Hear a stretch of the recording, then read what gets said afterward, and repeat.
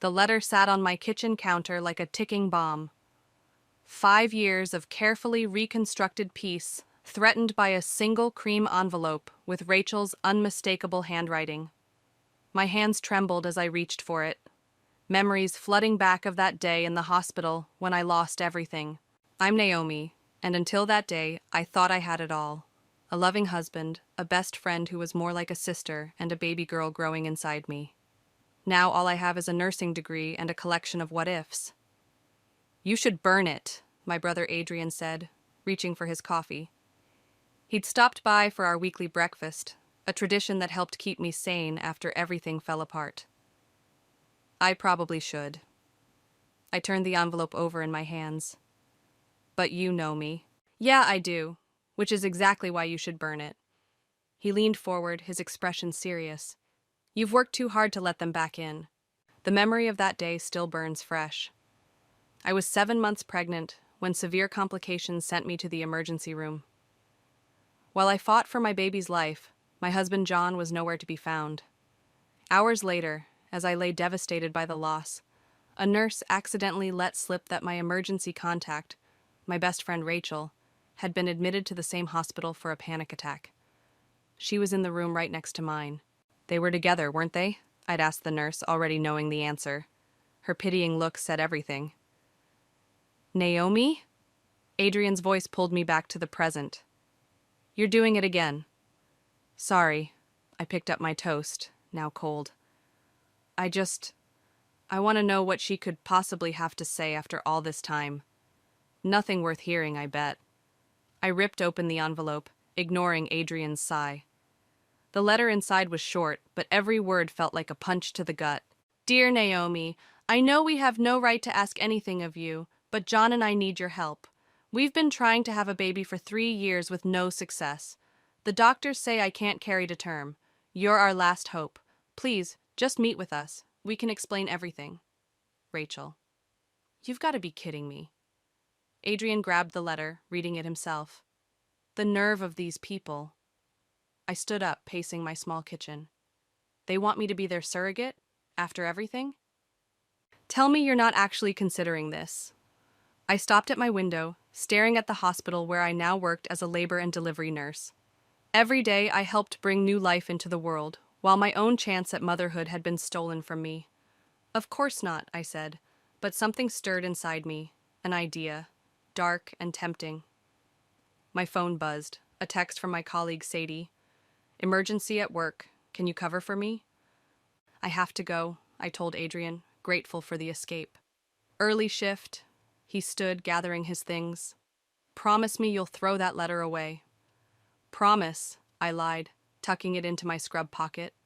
At work, between checking on patients, I couldn't stop thinking about Rachel's request. 5 years ago, I'd been too broken to fight back. I'd signed the divorce papers in a daze, moved across town, and threw myself into nursing school. I'd done everything right, rebuilt my life, found purpose in my work, even started dating again. But the wound never really healed. You look like you've seen a ghost, Sadie said during our break. Everything okay? I pulled out the letter, watching her eyes widen as she read it. Holy shit, she whispered. What are you going to do? I took the letter back, smoothing its creases. I think I'm going to help them. What? Are you insane? Maybe I was. But for the first time in 5 years, I felt truly alive. They want a baby so badly? Fine, I'll give them exactly what they want. Naomi, Sadie's voice held a warning. Don't worry, I said, pulling out my phone to compose a reply. I know exactly what I'm doing. My fingers moved swiftly across the screen. Dear Rachel, I'm surprised to hear from you. You're right, we should meet. There's a lot to discuss. How's tomorrow at 2? The response came almost immediately. Thank you, Naomi. You don't know what this means to us. I smiled, tucking my phone away. They had no idea what they were walking into. 5 years ago, they'd destroyed my life when I was at my most vulnerable. Now they were the vulnerable ones, desperate for my help. The perfect chance to make them understand exactly what they'd done to me. I don't like that look in your eyes, Sadie said softly. Don't worry, I repeated, standing up as my break ended. Everything's going to be just fine. But as I walked back to my patients, my hand drifted to my flat stomach, remembering the daughter I'd lost. Tomorrow, I'd face the two people who had betrayed me at my lowest point, and this time, I'd be the one in control. The coffee shop felt too small as I watched them walk in. John still had that confident stride, though his hair had started graying at the temples. Rachel looked thinner than I remembered, her designer clothes hanging loose on her frame. They spotted me in the corner booth, and I could see Rachel's steps falter. "Naomi," John said, his voice softer than I expected. "Thank you for meeting us." I gestured to the seats across from me, keeping my face neutral. "Please, sit." They settled in awkwardly, Rachel's hands fidgeting with her purse strap. The silence stretched until our server arrived to take their orders. "Just water," Rachel said quickly. John ordered black coffee. "So," I said once we were alone again, "you want me to carry your baby?" Rachel flinched at my directness. "We've tried everything," she whispered. "Multiple IVF cycles, different specialists. My body just... it keeps rejecting." "We understand this is a huge ask," John cut in, reaching for Rachel's trembling hand. The gesture made my stomach turn, especially given our history. I took a slow sip of my tea. Our history. That's an interesting way to put it. "Naomi, please," Rachel's eyes filled with tears. "I know we can never make up for what we did, but we've changed. We've grown." "Have you?" I leaned forward. "Because from where I'm sitting, you're still the same selfish people who left me alone in that hospital room while my daughter died." John's face paled. "We never meant..." "Never meant what? To fall in love while I was carrying your child? To start your affair behind my back? To abandon me when I needed you most?" "It wasn't like that," Rachel protested weakly. "Then tell me what it was like. Help me understand why my husband and best friend thought it was okay to destroy me." The server returned with their drinks, creating another uncomfortable pause. I watched them squirm, savoring their discomfort. "We were wrong," John said finally. "Terribly, unforgivably wrong. If we could go back..." "But you can't," I interrupted. "And now you want my help." The irony is almost poetic. Rachel wiped her eyes. "We've been to every fertility clinic in the state. None of the other surrogates worked out. You're our last hope, Naomi. Please." I sat back, studying them. Rachel looked desperate, haunted. John couldn't meet my eyes. Perfect. "I'll do it," I said. They both stared at me, shocked. "What?" Rachel breathed. "I'll be your surrogate, under certain conditions." "Anything," John said quickly. "First, we do this through proper legal channels. My lawyer draws up the contract, not yours."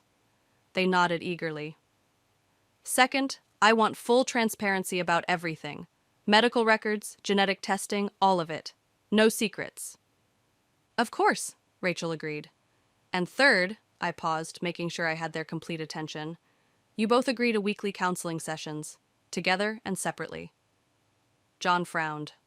"Counseling?" "You want me to carry your child. I need to know you're both mentally prepared for parenthood, that you've dealt with your issues." Rachel grabbed John's arm before he could protest. "We'll do it, whatever you want." I pulled out my lawyer's card, sliding it across the table. "Call Tobias. He'll handle the paperwork. Once everything's signed, we can start the medical procedures." They stood, Rachel looking like she might hug me. I stepped back quickly. "This is just business," I said coldly. "Don't mistake it for forgiveness." After they left, I remained in the booth, my hands shaking as I pulled out my phone to text Adrian. They agreed. Everything's set. His response was immediate. "You're playing with fire, sis." Maybe I was. But watching their desperate faces, seeing how badly they wanted this baby, I knew I'd made the right choice. They'd taken everything from me 5 years ago. Now it was my turn to show them exactly how that felt. Back at work that evening, Sadie cornered me in the break room. "Well," she demanded, "how did it go?"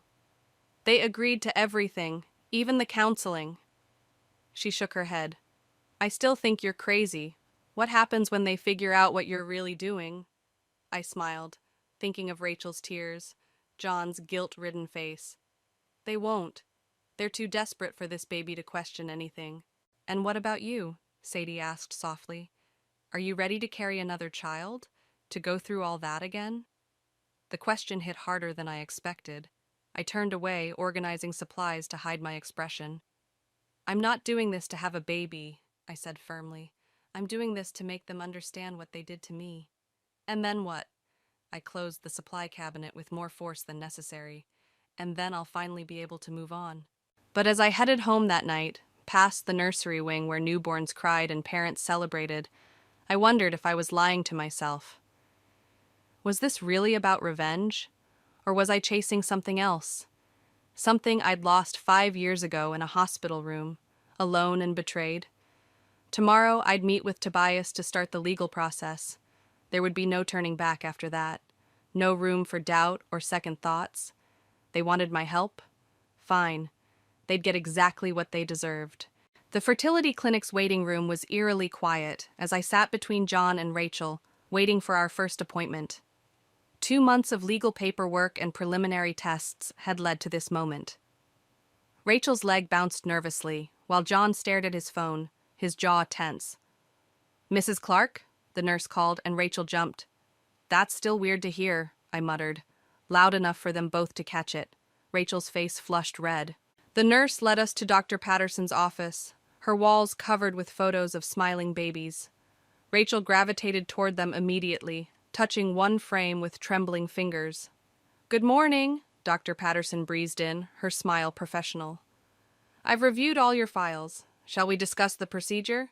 As she explained the IVF process, I watched John and Rachel from the corner of my eye. They weren't sitting as close as they had been at the coffee shop. Rachel kept reaching for John's hand, but he remained stiff, distant. "Any questions?" Dr. Patterson asked. "I have one," I said. "I'd like to see Rachel's complete medical history." Rachel's head snapped up. "You already have my records." "The basics, yes, but I want everything. Every test, every failed attempt, every diagnosis." "That's not," John started, but Rachel cut him off. "It's fine. I'll have everything sent over." Dr. Patterson cleared her throat. "Well, if we're all comfortable proceeding, we can schedule the first hormone treatment for next week." In the parking lot afterward, Rachel caught my arm. "Naomi, wait. Can we talk?" John was already in their car, engine running. "What is it?" She hugged herself, looking small. "Thank you for doing this. I know you must hate us." "Hate requires emotional investment," I said coldly. "I feel nothing for either of you." Her face crumpled, but she pressed on. "John's been different lately. Distant. I think he feels guilty about everything." "Good. Please don't make this harder than it needs to be." I laughed, the sound harsh even to my ears. "Harder? Like watching my husband comfort my best friend while my baby died wasn't hard enough? That's not fair." "No, what's not fair is you two showing up after 5 years, asking me to give you the one thing you took from me." John honked the horn, making us both jump. Rachel wiped her eyes and hurried to the car. I watched them drive away, noting how they sat as far apart as the seats allowed. Back at work, I slipped into the records room during my break. Rachel's medical files had arrived, and I began scanning through them, looking for anything unusual. "What are you doing?" Sadie's voice made me jump. "Research," I said, not looking up. She peered over my shoulder. "Those are private records. I'm their surrogate. I have a right to know." "Know what exactly?" She pulled up a chair. "That they're having marriage troubles? Because that's pretty obvious from what you've told me." I flipped through another page, then stopped. "Wait. Look at this." The report detailed Rachel's third failed pregnancy, but something in the genetic testing caught my eye. "This can't be right," I muttered, reading it again. "What?" "According to this, Rachel has a genetic condition that makes pregnancy dangerous for both her and the baby. But they never mentioned this." Sadie frowned. "Maybe they don't know?" "No, look at the date. This was from last year. They know, and they're hiding it from me." "But why would they?" Because it might affect my decision, I said, anger building. They're still lying, still keeping secrets. I pulled out my phone, typing furiously, "Emergency meeting. Tomorrow morning, your house. No excuses." Rachel's response came quickly. "Is everything okay? We'll discuss it tomorrow." That night, I couldn't sleep. I kept thinking about Rachel's face in the parking lot, about John's distance.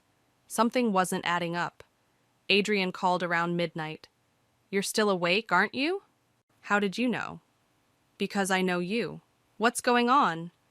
I told him about the medical records, about John and Rachel's strange behavior. "Maybe you should back out," he suggested. "This seems messier than we thought." "No," I said firmly. "This is exactly what I needed. Proof that they haven't changed. They're still the same selfish, lying people they were 5 years ago." "And you're sure this is about them? Not about you trying to replace what you lost?" I hung up on him. The next morning, as I drove to their house, my mind raced with possibilities. Why hide the genetic condition? What else were they keeping from me? The perfect revenge I'd planned was becoming complicated, layers of secrets threatening to suffocate us all. Their house looked exactly like the kind of place I'd once dreamed of living in: perfectly manicured lawn, white picket fence, window boxes full of flowers. But as I parked in their driveway, I could hear shouting from inside. "You never wanted this!" Rachel's voice, shrill and breaking. "You're only doing this because you feel guilty." "That's not true," John shouted back. I smiled grimly as I walked to their door. Time to add some fuel to this fire. The shouting stopped the moment I rang the doorbell. Rachel opened it, her eyes red and puffy, trying to force a smile that didn't reach her eyes. "Naomi, come in. Would you like some tea?" Their living room was a shrine to forced perfection. Matching furniture, artfully arranged throw pillows, family photos where they both smiled too widely. John stood by the window, his back to us. "No tea," I said, pulling the medical report from my bag. "Let's talk about this instead." Rachel's face went pale as she recognized the document. "Where did you get that?" "You agreed to full transparency, remember?" I placed it on their coffee table. "Want to explain why you hid this?" John turned around finally. "Hid what?"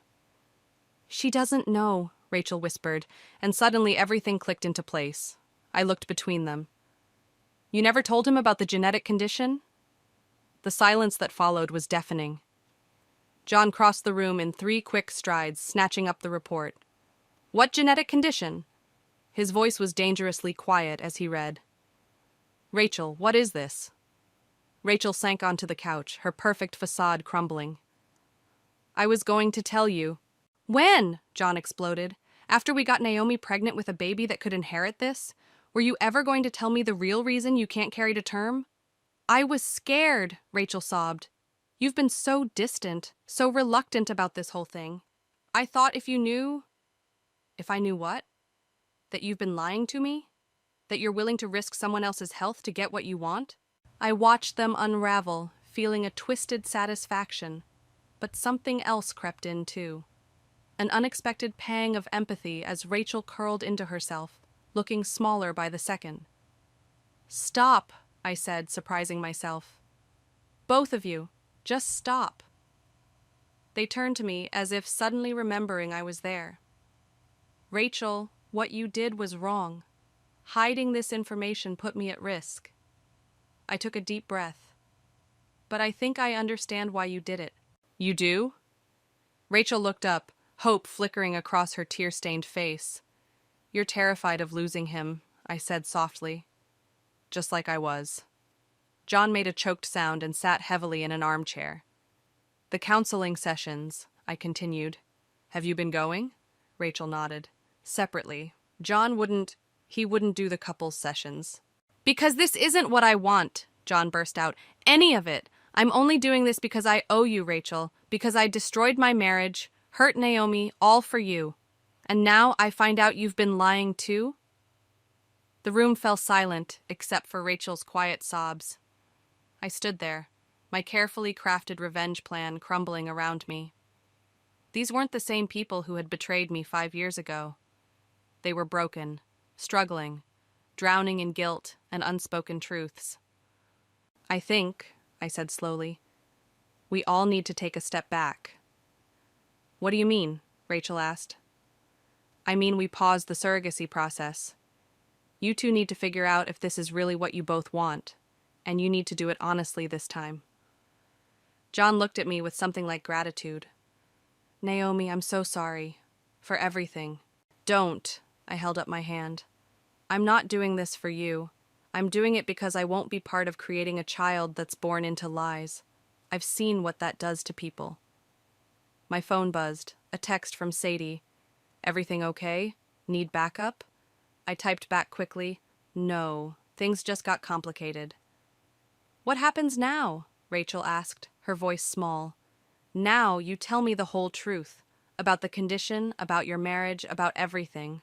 And then we decide if moving forward makes any sense.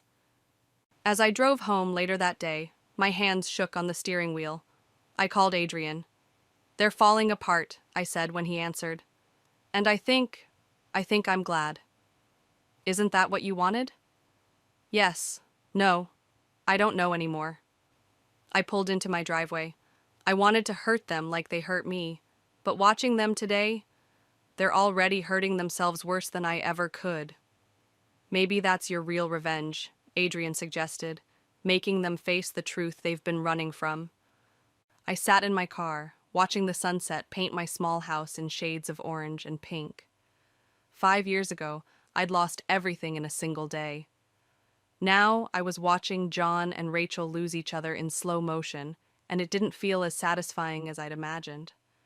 My phone lit up with a text from Rachel. Thank you for today, for making us talk. Can we meet tomorrow? Just us? I stared at the message for a long time before responding. Okay, but this time, no more lies. The revenge I'd planned was slipping away, transforming into something else. Something that felt surprisingly like healing. Rachel chose a small diner on the outskirts of town for our meeting. When I arrived, she was already there, stirring her coffee absently, her wedding ring conspicuously absent. John moved out last night, she said as I slid into the booth. He's staying at a hotel. I'm sorry, I said, and meant it. No, you're not, she smiled sadly. But thank you for saying it anyway. The waitress came by, and I ordered coffee. Neither of us touched the menus. I found this while he was packing. Rachel pulled an envelope from her purse. It's addressed to you. He wrote it 3 years ago but never sent it. My hands trembled as I took it. Why are you giving this to me? Because I'm tired of secrets. Read it.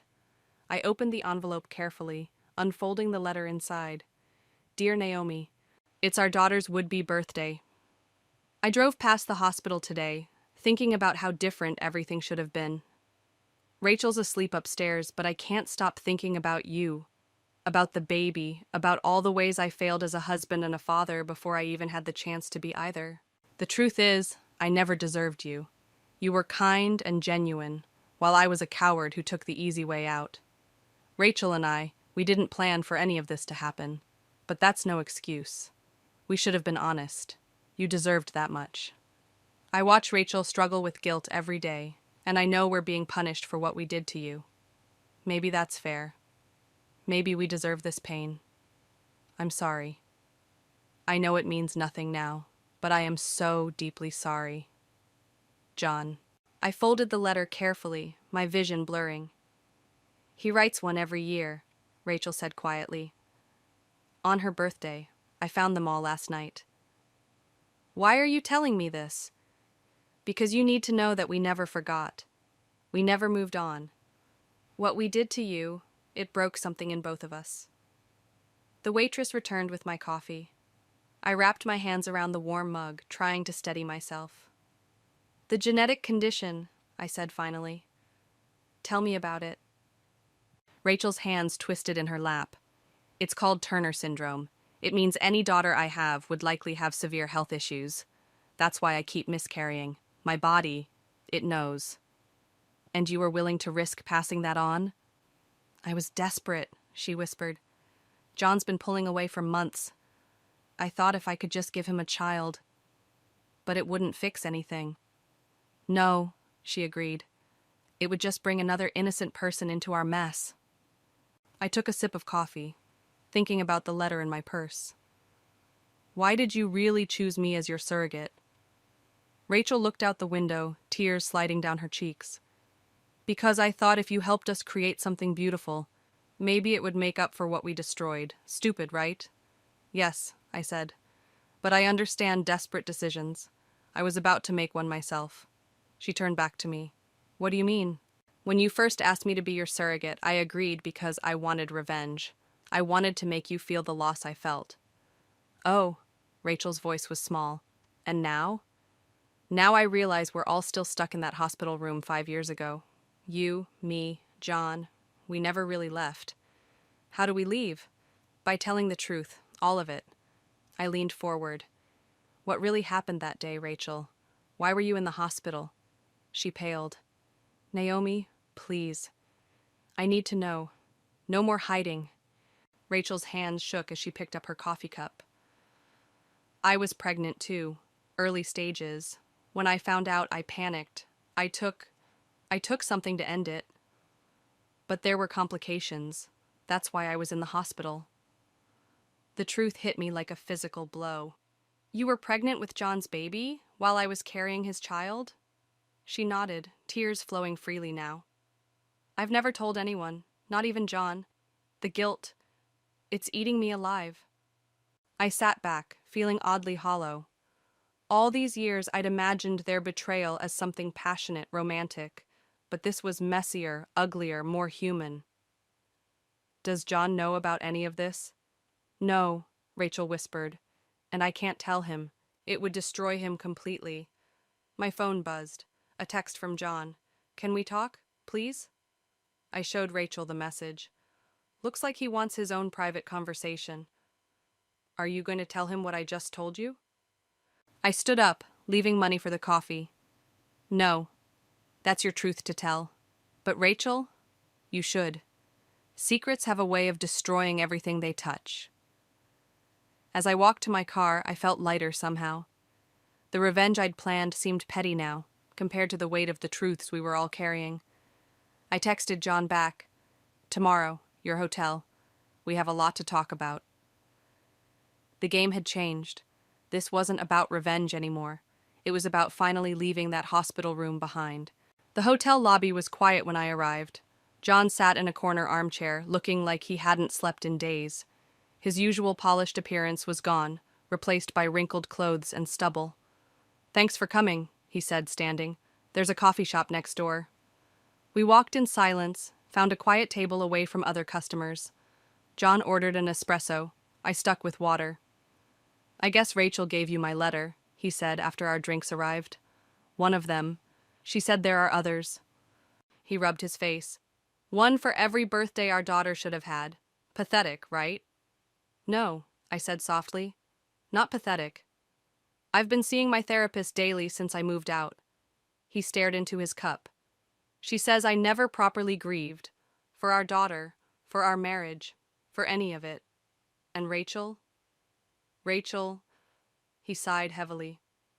I think I married her out of guilt. Like if I could make her happy, it would somehow make up for what we did to you. A barista dropped something in the kitchen, the crash making us both jump. Did it work? I asked. Nothing works. We're both just pretending, playing house while drowning in secrets. I pulled out my phone, scrolling to a photo I'd taken of Rachel's medical records.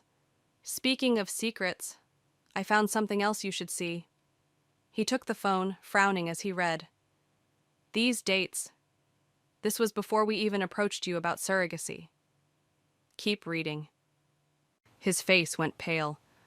The genetic testing, the risk factors. She knew about all of this? She knew the risks, not just to her, but to any baby she might have. And she still wanted... He set the phone down carefully, his hands shaking. She was willing to risk a child's health just to keep me? People do desperate things when they're scared of losing everything. Like having an affair with their best friend's husband? His voice was bitter. Like agreeing to be a surrogate to get revenge, I countered. He looked up sharply. What? That's why I said yes, John. I wanted to make you both suffer, to give you hope, and then take it away. Oh. He was quiet for a moment. I guess we all have our secrets. The difference is, I'm telling you mine. A group of teenagers entered the coffee shop, their laughter jarring against our heavy conversation. There's something else, I said. Something Rachel told me yesterday. Don't. He held up his hand. If Rachel has more secrets, she needs to tell me herself. Even if keeping quiet means you might make decisions based on incomplete information? He laughed hollowly. My whole life is based on incomplete information. At least now I know that. What are you going to do? I filed for divorce this morning. The words hung between us like smoke. Part of me, the part that had plotted revenge, should have felt triumphant. Instead, I felt oddly empty. Are you sure that's what you want? Want? He shook his head. What I want is to go back 5 years and make different choices. What I want is to be worthy of the family I could have had with you. What I want is impossible. John, no, let me finish. I've been a coward for too long. He met my eyes directly. I loved you, Naomi, really loved you, and I threw it away because I was scared of how much I loved you, of failing you, of not being enough. Rachel was safe, familiar, an escape. And now? Now I know there's no escape. We all have to face what we've done eventually. My phone buzzed, a text from Rachel. Is he okay? I showed it to John. Tell her I'm fine, he said. Tell her I'm ready to hear whatever she needs to say. As I typed the response, John pulled out his wallet and laid some cash on the table. Thank you, he said, standing, for showing me those records, for being honest about your intentions, for everything. Where are you going?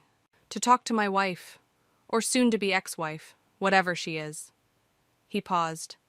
You know, I thought having a baby would fix everything, but we can't create new life when we're still living in death. I watched him leave, thinking about the daughter we lost, about Rachel's secret pregnancy, about all the babies that would never be. My phone buzzed again, Sadie this time. How's Operation Revenge going? I typed back. It's not. Everything's changed. Changed how? I stared at her message, thinking about John's letters, Rachel's tears, the weight of secrets finally spoken aloud. I'll tell you tomorrow, I replied. Right now, I need to make a call. I scrolled to Tobias's number, my finger hovering over it. One call, and I could officially end the surrogacy agreement. End this chapter of all our lives. But first, Rachel and John needed to have one final conversation. One last truth to set us all free. The call came at 3 a.m. Rachel's voice was barely a whisper. Can you come over, please? I found them in their living room, sitting on opposite ends of the couch. The space between them might as well have been an ocean. Empty wine glasses sat on the coffee table alongside crumpled tissues and what looked like divorce papers. I told him, Rachel said as I entered. Everything. John's face was ashen, his hands gripping his knees. I needed you both here for this, to put everything on the table. I sat in the armchair, completing our triangle of broken people. Okay, I'm here. Start from the beginning, John said to Rachel. Tell Naomi what you told me. Rachel's hands trembled as she spoke. The affair? It started 3 months before your pregnancy, Naomi. I was John's shoulder to cry on when he panicked about becoming a father. One thing led to another, and you got pregnant, I finished. John made a sound like he'd been punched. When I found out about the baby, our baby, I was terrified. But I was going to tell you, Naomi. I swear I was. But then I took care of it, Rachel's voice was hollow. Without telling John, without telling anyone. And it went wrong. That's why I was in the hospital that day. While our daughter was dying, I said quietly. Yes. Tears streamed down Rachel's face. I've hated myself every day since then. When the doctors told me about the genetic condition later, about how I might never have a healthy baby, it felt like punishment. So you thought using me as a surrogate would fix everything? The bitterness crept back into my voice. I thought, Rachel looked at John, I thought if we could create something pure, something good. But we can't, John interrupted, because nothing built on lies can ever be pure. Silence filled the room. Outside, a car alarm went off briefly, before falling quiet. I wanted to hurt you both, I said finally. When you asked me to be your surrogate, I saw my chance for revenge.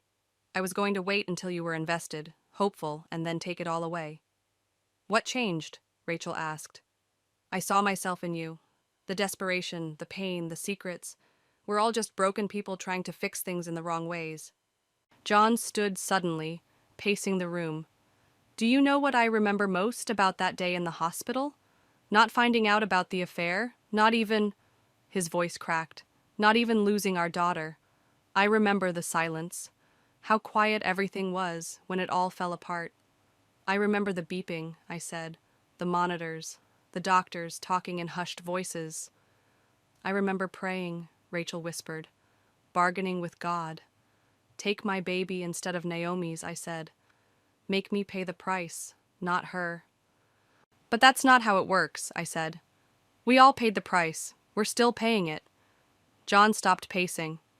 So what do we do now? I pulled out my phone, showing them Tobias's number. First, we end this surrogacy agreement. It was wrong from the start. All of our reasons were wrong. Rachel nodded slowly. And then? Then you two figure out if your marriage can survive this much honesty, or if it should. And you? John asked. What will you do? I thought about the nursery at work, about the babies I help deliver every day. I'll keep living, keep healing. Maybe someday I'll have another chance at motherhood. But it will be on my terms, with someone who deserves my trust. I'm so sorry, Rachel sobbed. We've all been so sorry for so long. I know, I said, standing. That's why I'm going to do something I never thought I could. They both looked at me, waiting. I forgive you. The words hung in the air like a release, like the first breath after being underwater too long. Not for you, I continued. For me. Because carrying this anger, this need for revenge, it's exhausting, and I'm ready to be free. John wiped his eyes. Thank you. Don't thank me. Just do better. Be better. Whether that's together or apart. I called Tobias on my way out, leaving them to figure out their next steps. His voicemail picked up. Tobias, it's Naomi. The surrogacy agreement. Cancel everything. I'll come by tomorrow to sign whatever I need to sign.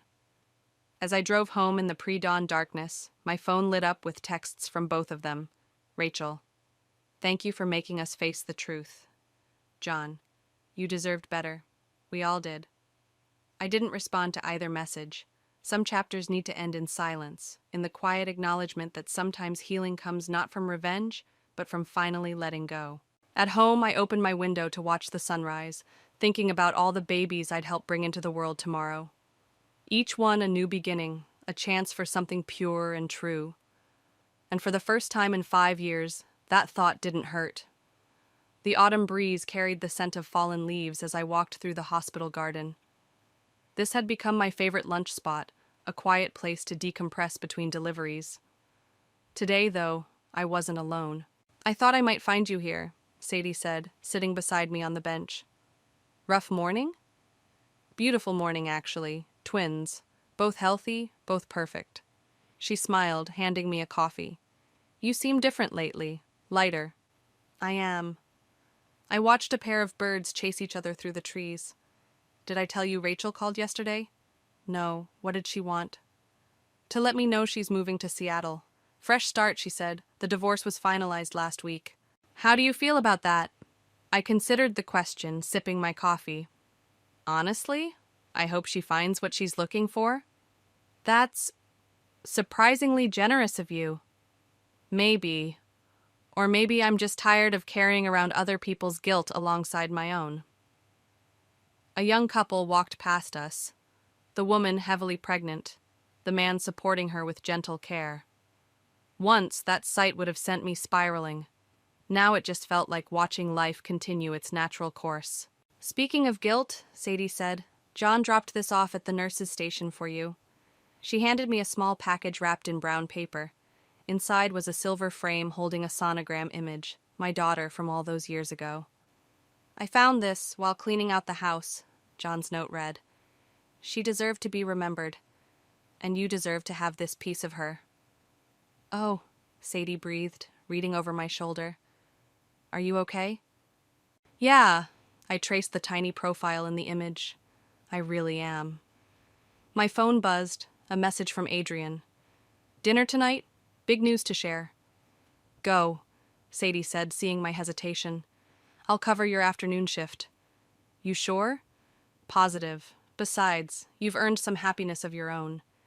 At the small Italian restaurant Adrian loved, I found him practically bouncing with excitement.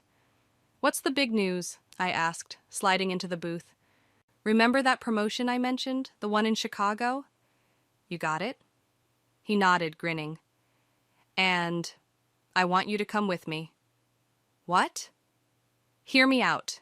The hospital there is twice the size of this one, with a state-of-the-art maternity ward. They're always looking for experienced nurses. Adrian, you need this, sis. A fresh start. Somewhere without ghosts around every corner. I opened my mouth to refuse automatically, but stopped. What was really keeping me here? I'll think about it, I said instead. That's all I'm asking. Later that night, I sat in my garden looking at the stars. The frame from John sat in my lap, my daughter's image silvery in the moonlight. My phone lit up with a text from Rachel. Found this while packing. Thought you should have it.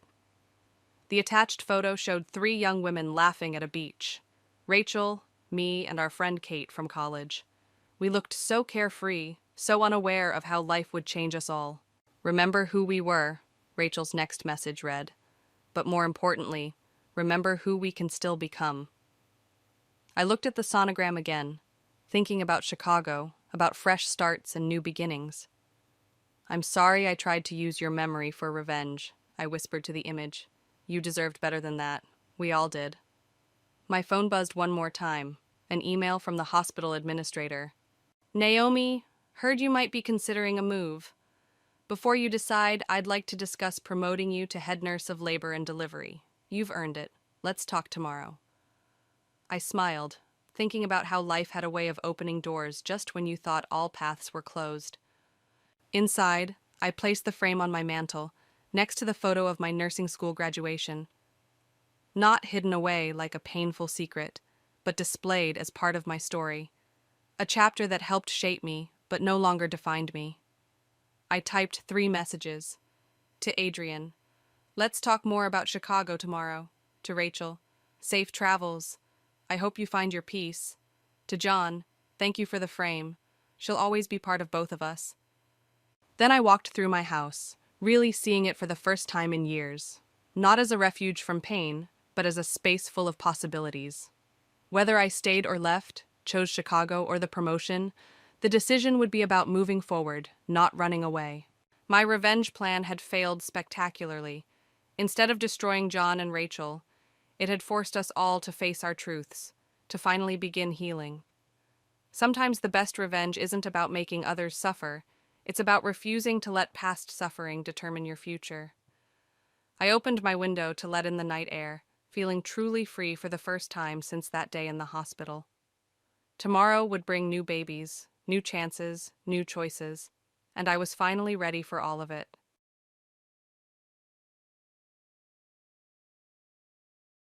The morning in Scarsdale was wrapped in its usual tranquility. The maple leaves had begun to turn golden, and the crisp air heralded the arrival of autumn. Along Fox Meadow Road, lined with white colonial-style homes, residents could be seen enjoying their early morning jogs. From our home's red brick fireplace wafted the warm scent of burning wood. Emily, breakfast is ready. I was putting the finishing touches at the marble kitchen counter. From the Le Creuset pot rose the fragrant aroma of organic oatmeal. I garnished it with fresh blueberries from Whole Foods and drizzled a bit of maple syrup on top. Outside the window, the autumn garden, tenderly nurtured by our gardener Michael, glistened with morning dew. "Coming!" Emily's voice called back from the living room. The Chopin piece flowing from the grand piano stopped, and tiny footsteps approached. The morning sun streaming through the French doors gently illuminated Emily's chestnut hair. "How did your morning practice go?" "Great. I played it just like my teacher showed me. The piece for next week's recital is perfect." Emily sat at the kitchen island with a beaming smile. At her white dress's collar sparkled the Tiffany necklace Robert and I had given her for her recent birthday. Beside her, my husband Robert was going through the morning news on his iPad, holding his weekday ritual Starbucks coffee. "Jennifer, about this weekend's brunch." "Yes, I've already made the reservation. Our usual private room at table. I invited the Greenbergs from next door too." As expected, Robert smiled. "Emily, how about your swimming lesson?" "It's off today, Dad. I have reading club at the library instead." How precious these ordinary morning scenes were. I realized this deeply just 1 month ago. The sudden death of my father-in-law William had dealt our family a tremendous shock. In particular, my sister-in-law Barbara's behavior was clearly unusual. From the moment she heard of her father's death, she became like a different person. The day of the funeral, acquaintances of the Peterson family arrived one after another at the chapel in Greenwood Cemetery. Barbara stood rigid like a doll behind her black veil. As the choir's hymns echoed, she just kept staring into empty space. Barbara stood guard-like by the antique collection displayed in the reception room. Ming Dynasty vases, Tiffany-stained glass, Renaissance oil paintings, numerous masterpieces her father had collected throughout his life. Even when I suggested, "Why don't you sit down and rest?" Barbara would only shake her head. Her eyes remained fixed on the antiques. Then came the discussion of inheritance distribution. The family gathered in the study lined with heavy furniture. "Only those who live in this house should have inheritance rights to this collection." Barbara's voice trembled. "I'm the one who best understands Father's aesthetic sense. As a curator." But Father's will was clear.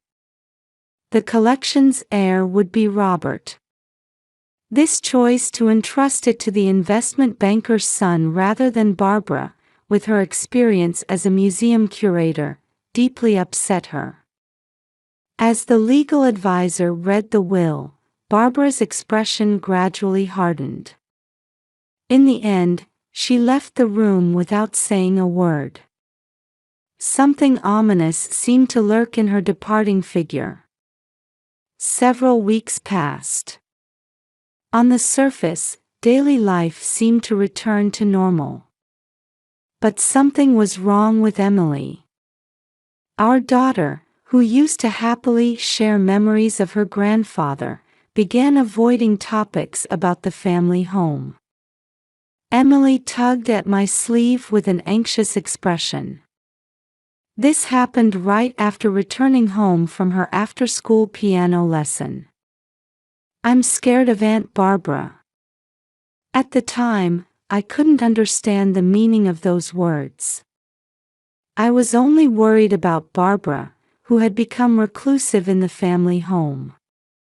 One afternoon at 3 o'clock, I parked my Mercedes SUV in front of Scarsdale Elementary School. The autumn sunlight reflected off the school windows with dazzling brightness. As the bell announcing the end of classes rang, children began streaming out. Emily was among the last to emerge. Usually, she would come out smiling and chatting with friends, but today she was alone, wearing a contemplative expression. The navy ribbon holding her hair swayed in the autumn breeze. When I waved, my daughter slowly walked toward me. There seemed to be some hesitation in her steps. "What's wrong? Are you feeling unwell?" Emily shook her head.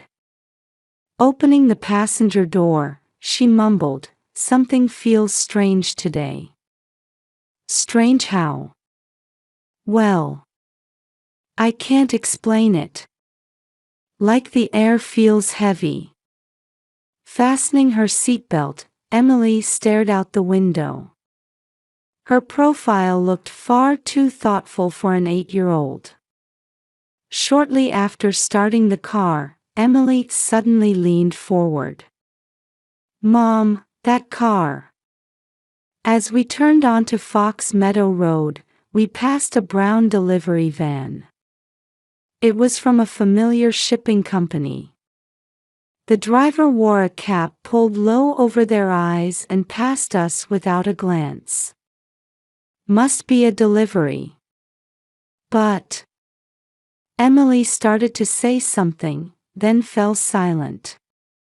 When we got home, my premonition proved correct. There was an unfamiliar box in the delivery box.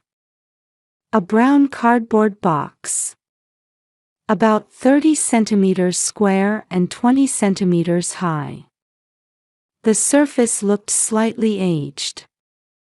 The sender field was blank, and the recipient simply printed as "unknown." No address or phone number was listed. A slight strange odor emanated from the corner of the box. What a strange box. The moment I reached for it, Emily's scream pierced the air. "Mom, no. Don't open it." Emily clung to my arm. Her small body was trembling. Tears welled in her eyes, and her face had turned pale. "Emily. Please, don't open it, there's something bad inside." My daughter's voice shook. I had never seen the usually quiet Emily so distraught. "What do you mean?" "I don't know, but I'm so scared." From that box, dark feelings. Emily clung to me, not taking her eyes off the box. In her eyes floated a fear unbefitting an 8-year-old. The spiritual sensitivity inherited from her grandmother.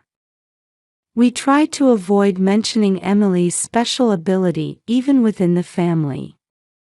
To avoid being teased at school, Emily herself pretended not to notice it.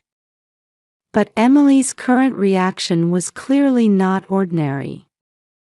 "I understand. I won't touch it." I took out my phone and called Robert. After 3 rings, I heard my husband's voice.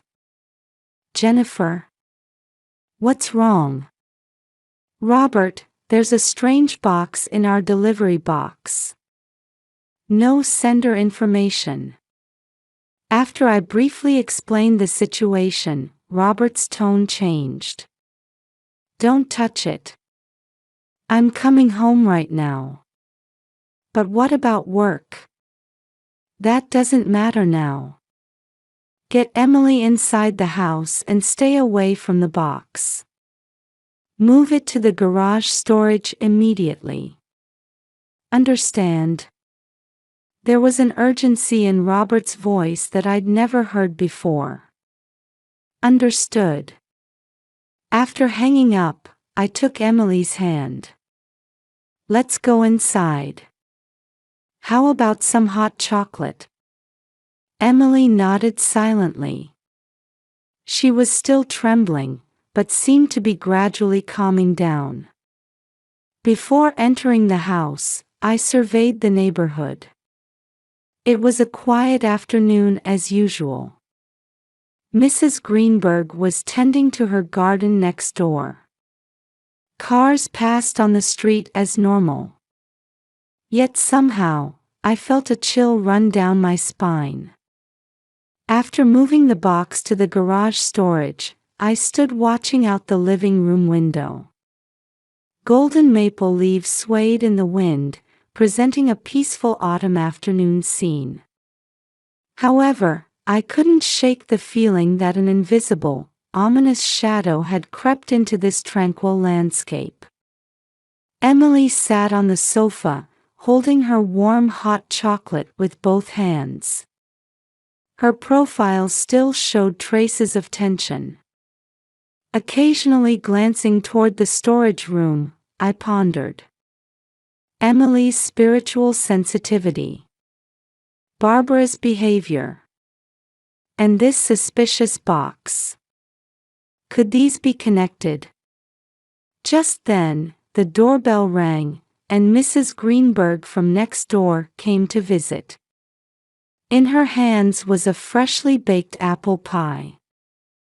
"Jennifer, I saw a delivery truck come by. Did something arrive?" Those words sent a chill down my spine.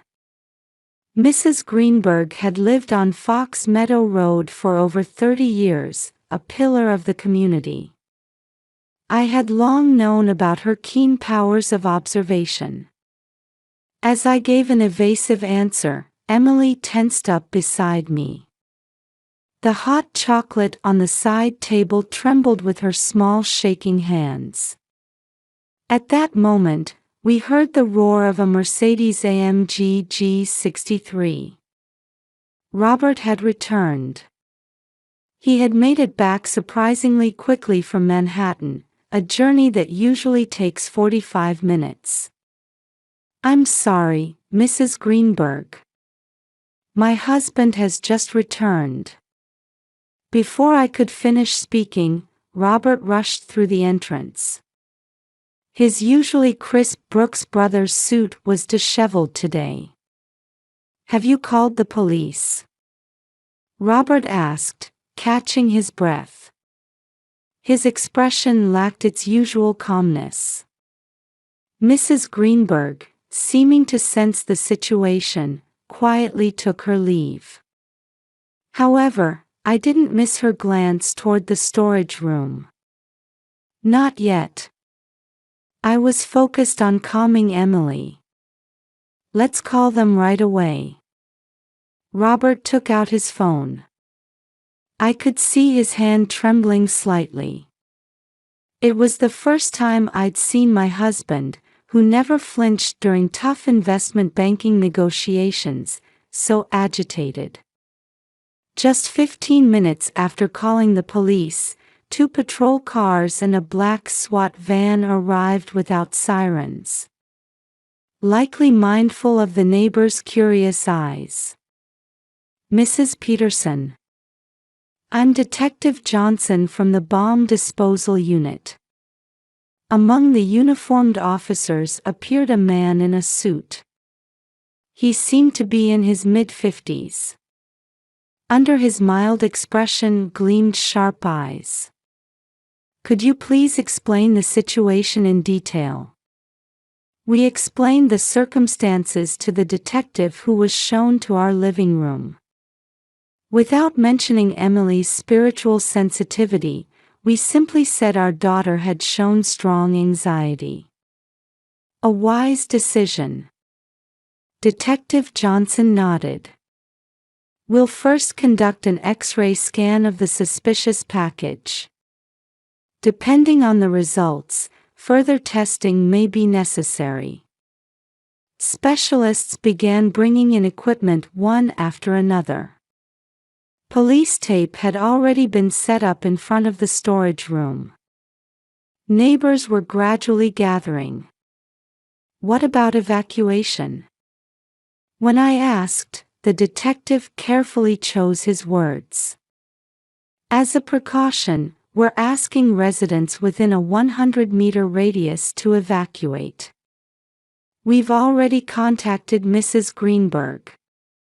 At those words, Emily's body began trembling again. I hugged my daughter. The trembling transmitted from her small body further heightened my own anxiety. 30 minutes passed after the X-ray examination began. The technician's expressions gradually hardened. Detective Johnson contacted headquarters several times, furrowing his brow each time. Then came the decisive moment. "Mr. and Mrs. Peterson." Clear tension lingered in the detective's voice. "We've confirmed an improvised explosive device inside the box." The air in the room froze. Robert gripped my shoulder tightly. Emily desperately suppressed what seemed like an approaching scream. "It has a time-detonated trigger mechanism. Industrial explosives are used, likely assembled by an amateur." However, the detective paused. "It has sufficient lethal capacity. If it had exploded indoors." Those words forcibly sparked our imagination. Without Emily's warning, I might have opened that box without any suspicion. "We'll immediately remove it in our special disposal vehicle. Please wait in a location as far away as possible during this time." Following the detective's instructions, we were to evacuate to the Greenbergs' guest house. On the way, the police photography team was taking pictures of the suspicious box. The word "unknown" in the address field. The blank sender field. And the faint traces of fingerprints left on the box's surface. "What about the security camera footage?" Robert asked.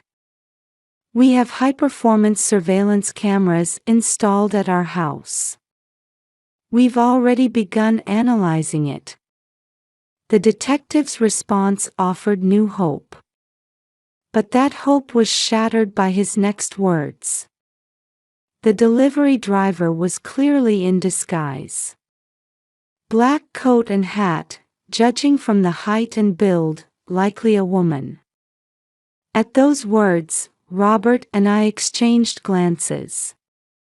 One image surfaced in our minds: Barbara standing before the antiques in the reception room, dressed in black. "We'll begin taking statements now. Do you have any suspects in mind within your family?" At the detective's sharp gaze, we were at a loss for words. Emily shrank further into my arms. At that moment, the bomb disposal unit's van started its siren. An ominous sound echoed through the residential area at dusk. Maple leaves swayed in the wind as the orange sunset cast eerie shadows. From the Greenbergs' window, I stared at our home. We spent that night at the Greenbergs'. We couldn't yet return to our house where police investigation continued. Emily had fallen asleep, exhausted, in the guest room bed. "Any suspects in mind?" Detective Johnson's question still echoed in my head. In the Greenbergs' living room, Robert and I sat facing each other. "We need to talk about Barbara." Robert opened his mouth heavily. Deep sadness seeped through his voice. The reality of having to name his own sister as a suspect. "But we don't have proof." I desperately wanted to deny it. However, circumstantial evidence was piling up. Her abnormal attachment to the antique collection. The conflict over inheritance. And Emily's anxious behavior. The phone rang right after that. Mr. Peterson.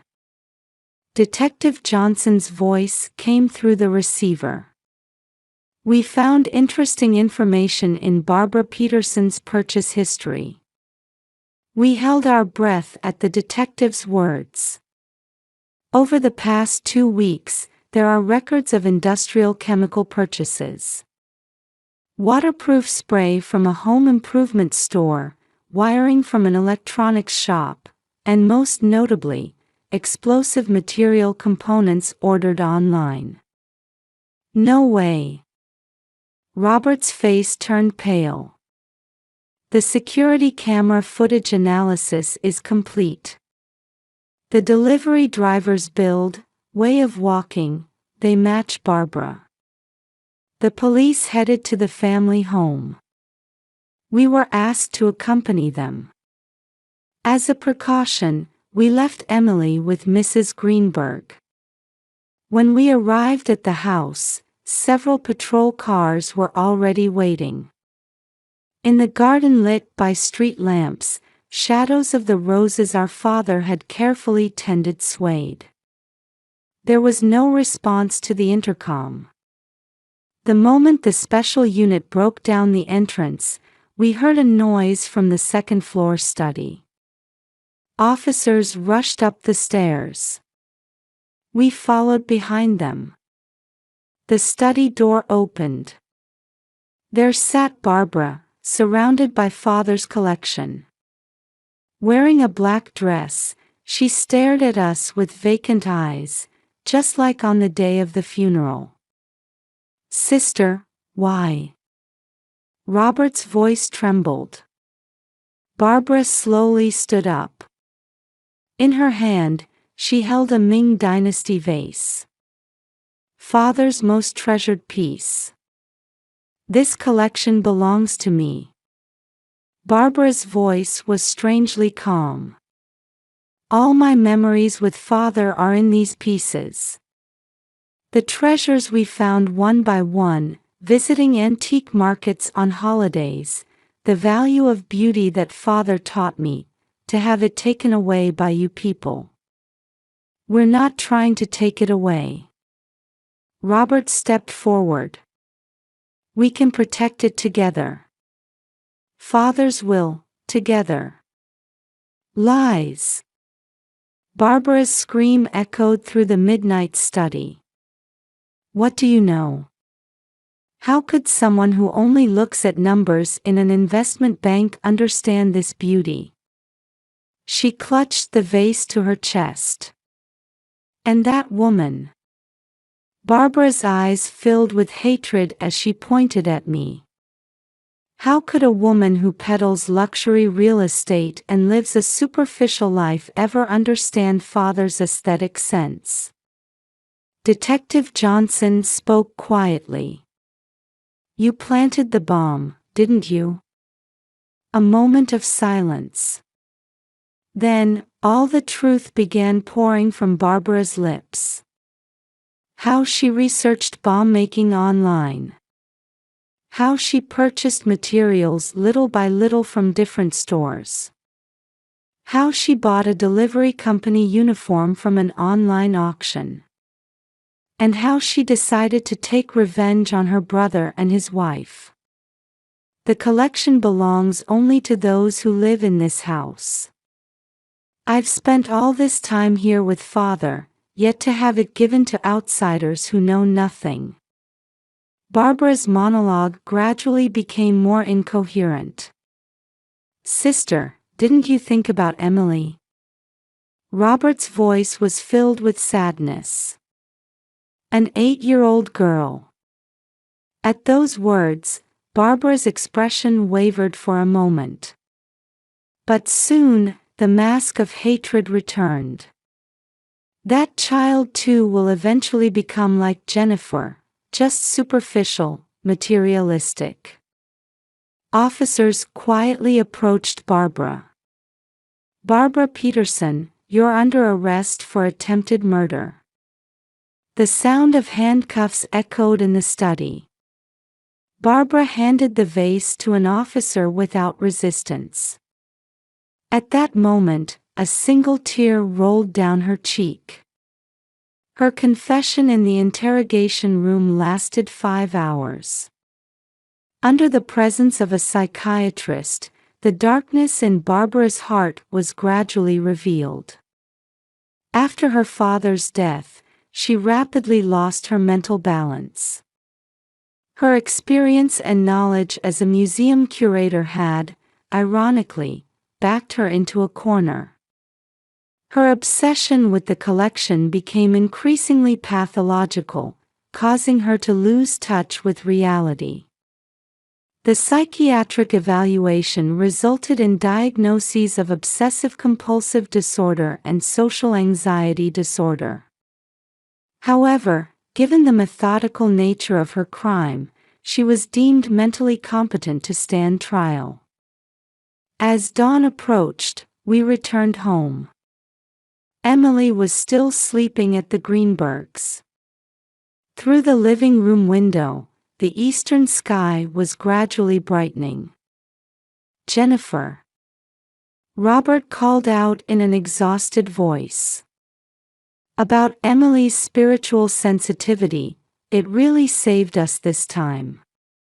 I nodded silently. Our daughter's special ability. While it might sometimes be a burden, this time it had certainly saved our lives. But Barbara. Yes. I held Robert's hand. The real challenge begins now. 2 years later. We had moved to a place a little away from Fox Meadow Road. Our new house might be smaller than before, but it has a bright kitchen filled with warm sunlight and a garden swing that Emily loves. "Mom, look." On a Saturday morning, Emily came running into the kitchen with the mail. Now 10 years old, our daughter had become brighter than before. While she still continues her weekend piano lessons, she seems to enjoy her newly started ballet classes even more. It's from Aunt Barbara. A light blue envelope. The sender's address reads, Maplewood Mental Care Center. Opening the letter, Barbara's neat handwriting jumps out at me. To my beloved family. The autumn colors outside are beautiful. The view from the facility window reminds me of the Japanese gardens that Father loved. My treatment is going well. In group therapy, I've met people with similar experiences. Everyone has struggled with losing something precious. But by accepting that pain, we're learning to move forward little by little. Robert, Jennifer, and Emily. That day, I tried to do something unforgivable. Even now, my chest tightens when I think about it. But my therapist says that while we can't change the past, we can change the future. About Father's collection, I have a proposal. How about donating it to the Metropolitan Museum of Art?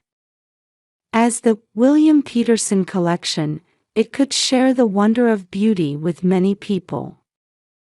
I think that's what Father would have wanted. Don't rush to reply.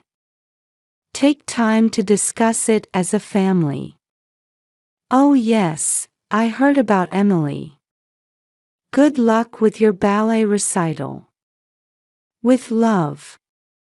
Barbara. After reading the letter, a quiet atmosphere filled the living room.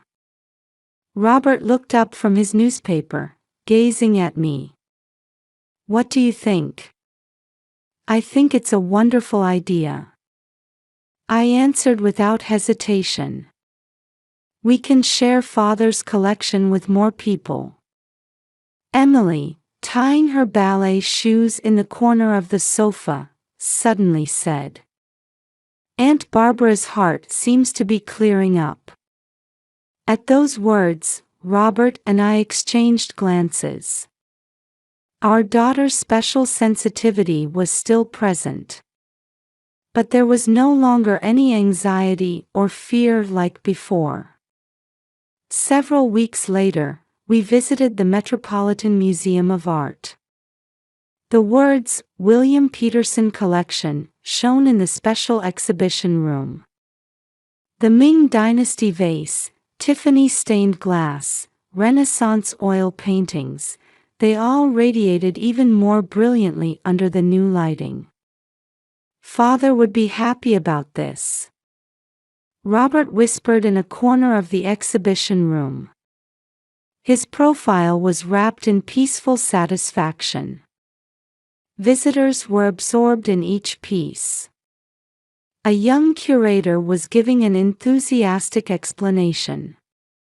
Their expression reminded me of Barbara from the past. That pure passion for beauty. It had never truly been lost. On our way home, Emily, holding my hand, said, "Hey, Mom. Can we go visit Aunt Barbara soon?" I pondered that question for a moment. The wounds haven't completely healed yet.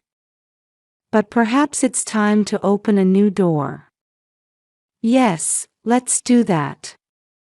This Sunday, we'll bring some flowers. The evening cityscape was turning orange. A beautiful rainbow arched in the direction of the Maplewood Mental Care Center. That night, as we gathered around the dinner table, I was thinking. Life sometimes brings unreasonable trials.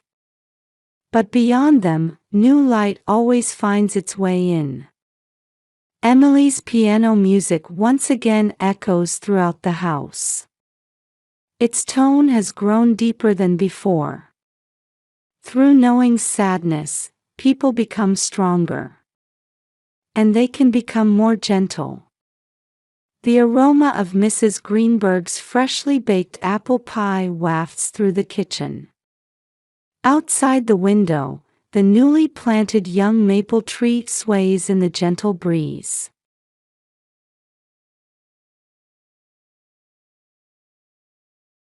Looking at my reflection in the mirror, I let out a deep sigh.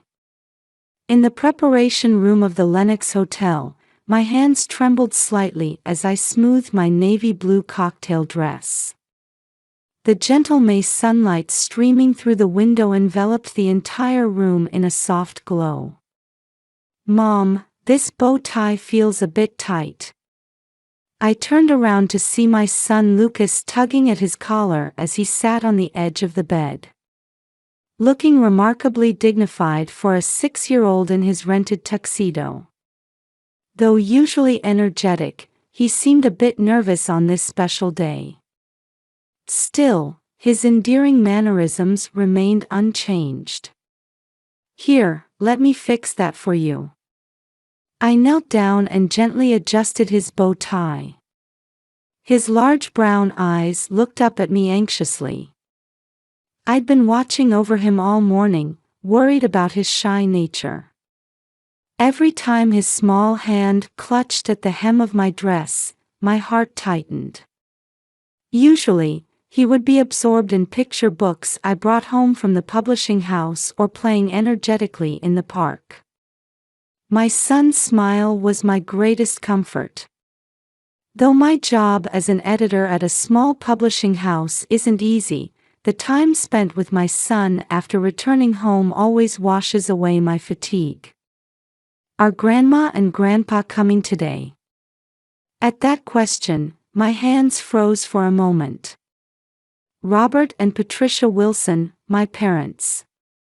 Publicly known as philanthropists, they run the Wilson's Golden Years Foundation as prominent figures in the community. Though they host numerous charity events under the banner of senior citizen support, they haven't once come to see their grandson since the day he was born 7 years ago. No Christmas cards, no birthday presents, nothing at all. For the first few years, we sent them our annual family photos. But there was never any response, and eventually, we stopped that tradition too. The relationship with my parents had grown cold ever since I decided to marry Michael 10 years ago. My husband's salary as a project manager at an IT company isn't low by any means. In fact, our combined income allows us to live quite comfortably. But in my parents' eyes, we were from different social classes. My mother, in particular, had hoped for a marriage connection with a wealthier family. "Jennifer, you've disappointed our expectations." Those words my mother spoke still ring in my ears. From that day on, I became my parents' fake daughter. For parents who valued their social standing above all else, my choice was unforgivable. In contrast, there's my sister Rachel. Working as a nurse while obediently following our parents' wishes, she's cherished as the ideal daughter. She found a marriage partner who met our parents' expectations and became today's bride. I was even surprised to be invited. "It's all right, Lucas. Let's keep our distance from your grandparents, okay?" I whispered softly while gently stroking my son's head. Beside me, my husband Michael, adjusting his tie, cast a worried glance my way. With his mild-mannered personality, he had tried several times to reconcile with my parents. But each time he was coldly rebuffed, and now he can't hide his resignation. "I hope everything goes well, just for today." In the car heading to the venue, I found myself captivated by my son's smile reflected in the rearview mirror. Lucas, with his bright and sincere personality, is my irreplaceable treasure. Even if my parents don't acknowledge us, I silently vowed to protect this small family's happiness no matter what. Outside the car window, the streets of Boston passed by quietly. Born and raised in this city, I had started my own family here too. Memories with my parents certainly remained scattered throughout this city, but now wasn't the time to dwell on them. Upon arriving at the venue, a large number of guests had already gathered. Under the luxurious crystal chandelier, white damask tablecloths spread elegantly. White roses and calla lilies added refinement to the entire venue. And at the entrance to the venue, our eyes met with my parents. My mother in her Chanel suit and my father in his Armani, their flashy jewelry made their demeanor appear even more pretentious. Wrapped in luxury brands, they were the very picture of success. A cold gaze.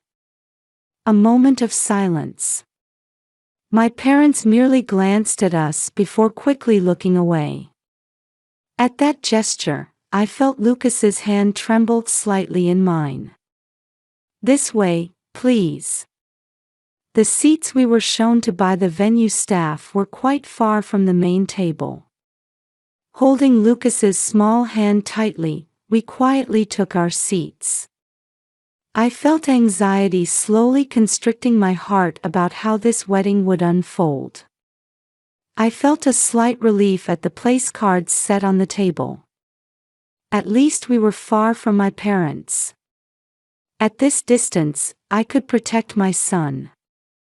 Just as I thought this, I felt the atmosphere in the venue freeze for a moment. My sister Rachel had appeared in her pure white wedding dress. Rachel shone as beautifully as a movie heroine. The ceremony was conducted solemnly, and then the reception began. The sound of champagne corks popping echoed, and the golden bubbles of Veuve Clicquot were poured into crystal glasses. The venue, decorated with white roses and calla lilies, exuded an elegance unique to the upper class. The chandelier light elegantly illuminated the silver and tableware arranged on the tables. In this fairy tale-like splendor, I held my son's hand tightly.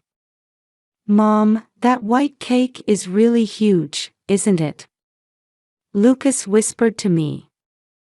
Despite his tense expression, childlike curiosity peeked through. The wedding cake was 6 tiers high, decorated with delicate sugar craft. Its pure white form caught the eye clearly even from our seats at the edge. Today's menu features filet mignon and lobster thermidor. As the serving staff's voice quietly echoed, I lowered my eyes to my plate. Despite the aroma of luxurious food wafting through the air, my stomach was too tight with anxiety to swallow even a single bite. And now, a word from the bride's parents. At the MC's announcement, the venue fell silent. As I watched my parents stand up, I instinctively straightened my back. Mother was dressed in a top-of-the-line Chanel suit with a large diamond necklace at her throat. Her profile was as perfect as a mannequin displayed in a luxury boutique window. Father too was dressed in Armani's latest suit. Every movement seemed to proclaim their success. "Thank you all for gathering here today despite your busy schedules." Father's voice resonated through the venue via the microphone. His expression showed his usual dignified face as a philanthropist. The perfect smile of the representative of the Wilson's Golden Years Foundation. The guests in attendance directed respectful gazes toward him. "And today, we have prepared a special surprise for everyone." Mother's voice followed. At that moment, my heart leaped. I sensed something ominous behind my parents' smiles. It was the same cruel light I had seen when they condemned my marriage 10 years ago. "Lucas Thompson, would you come forward please?" At the sudden call, my son looked up at me anxiously. The venue spotlight illuminated our table. The surrounding guests turned curious eyes toward us. "It's okay." Even as I said this, my voice was trembling. Michael reached out worriedly, but Lucas had already stood up. The bow tie I had fixed this morning in the preparation room was now slightly crooked. "Come here, please." A staff member approached with a small silver tray. It was clearly child-sized. Realizing it had been prepared in advance, anger welled up in my chest. Not knowing what was about to happen, Lucas timidly stepped forward. Watching my son's small back as he walked between the pure white tablecloths, he looked strangely vulnerable. The spotlight mercilessly poured down on his small frame in the tuxedo. The atmosphere in the venue changed. Small whispers began circulating among the guests. Lucas, usually so energetic, now walked forward as if shrinking into himself. "Ladies and gentlemen, your attention please." Father's voice echoed again. While wearing a broad smile, his eyes glinted coldly. After adjusting the collar of his suit where an expensive fountain pen peeked from the breast pocket, he gripped the microphone again. "Let me introduce today's special waiter, our defective grandson." The venue fell silent. I thought my heart had stopped. The chandelier light suddenly felt cold. "And his mother, our fake daughter. Worth less than her sister." Mother's voice delivered the final blow. Her figure, adorned with flashy jewelry, radiated an elegance that was incongruous with the cruelty of her words. At that moment, inappropriate laughter leaked from somewhere in the venue. It gradually spread until the entire venue was filled with improper laughter. The guests wrapped in luxury brands were watching this cruel scene as if it were some sophisticated entertainment. My 6-year-old son stood there, head bowed, holding the small silver tray in both hands. I could see his shoulders trembling slightly. The formal wear we had prepared together that morning now seemed to wrap around his small body like heavy armor. "Lucas." I stood up reflexively. Michael gently grabbed my arm as I tried to rush to my son. His eyes told me to stay calm. But how could I stay calm? My beloved son was being made a laughingstock. The laughter in the venue continued to swirl like a whirlpool. While tilting their champagne glasses, the guests seemed to be enjoying our family's humiliation as if it were quality entertainment. Lucas's shoulders began to tremble even more. I could see his small hands desperately supporting the silver tray. He looked like a small tree trying desperately to hold its ground in a storm. That's when it happened. In a corner of the venue, a woman slowly stood up. Margaret Thompson, my mother-in-law. She maintained her usual composure. In a simple yet elegant navy blue dress, she stood with her back perfectly straight. Her expression was the very picture of calm. However, her eyes held a sharp light I had never seen before. "May I have a moment of your time, please?" Margaret's voice was surprisingly gentle. The inappropriate laughter that had filled the venue disappeared as if by magic. Under the chandelier light, her figure radiated a strange dignity. "I apologize, but I would like to say a few words." Her voice carried the quiet strength characteristic of a woman who had exposed numerous frauds as a former financial investigator. My mother-in-law strode forward in her navy blue dress and gave some instructions to the staff. Her attire, avoiding gaudy decorations, contrasted sharply with my parents' flashy appearance. "Could you please prepare the screen?" At those words, my parents' expressions stiffened for a moment. Mother's demeanor changed particularly noticeably. The large diamond necklace at her throat cast an unnatural gleam, and her hands could be seen trembling slightly.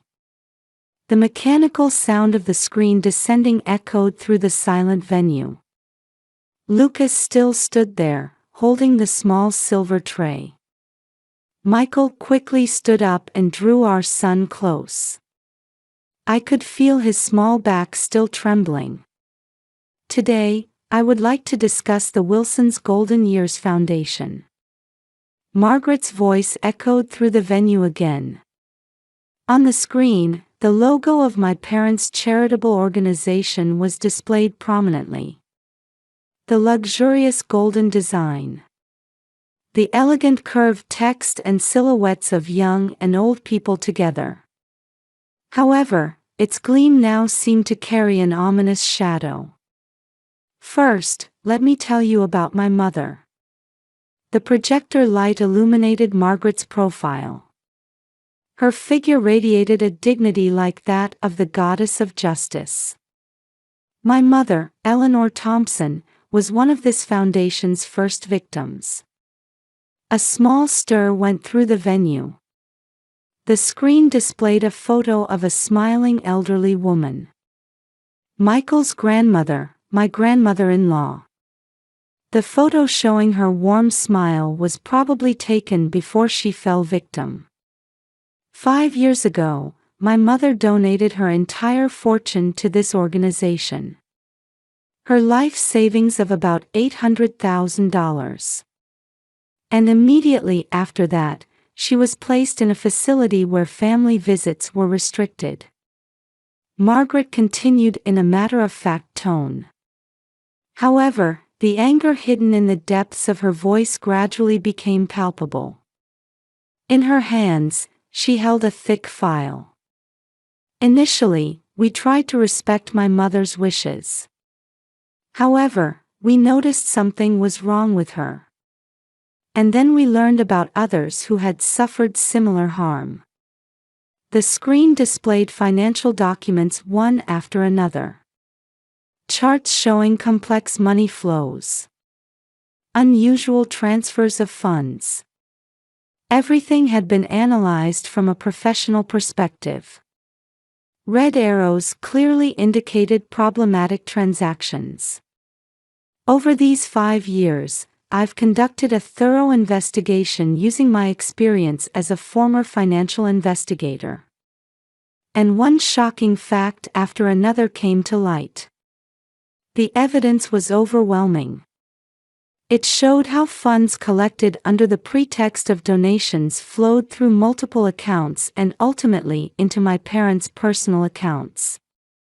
Records of luxury car purchases, overseas trips, extravagant shopping, everything had been funded from the donations.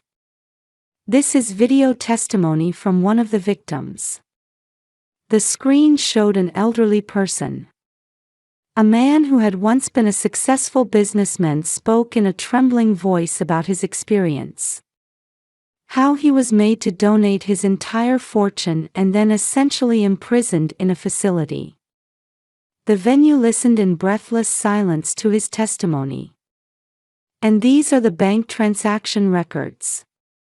Margaret presented one piece of decisive evidence after another. Transaction histories, signed documents, records showing treatment at the facilities. Everything had been meticulously recorded and organized. My parents' expressions changed visibly.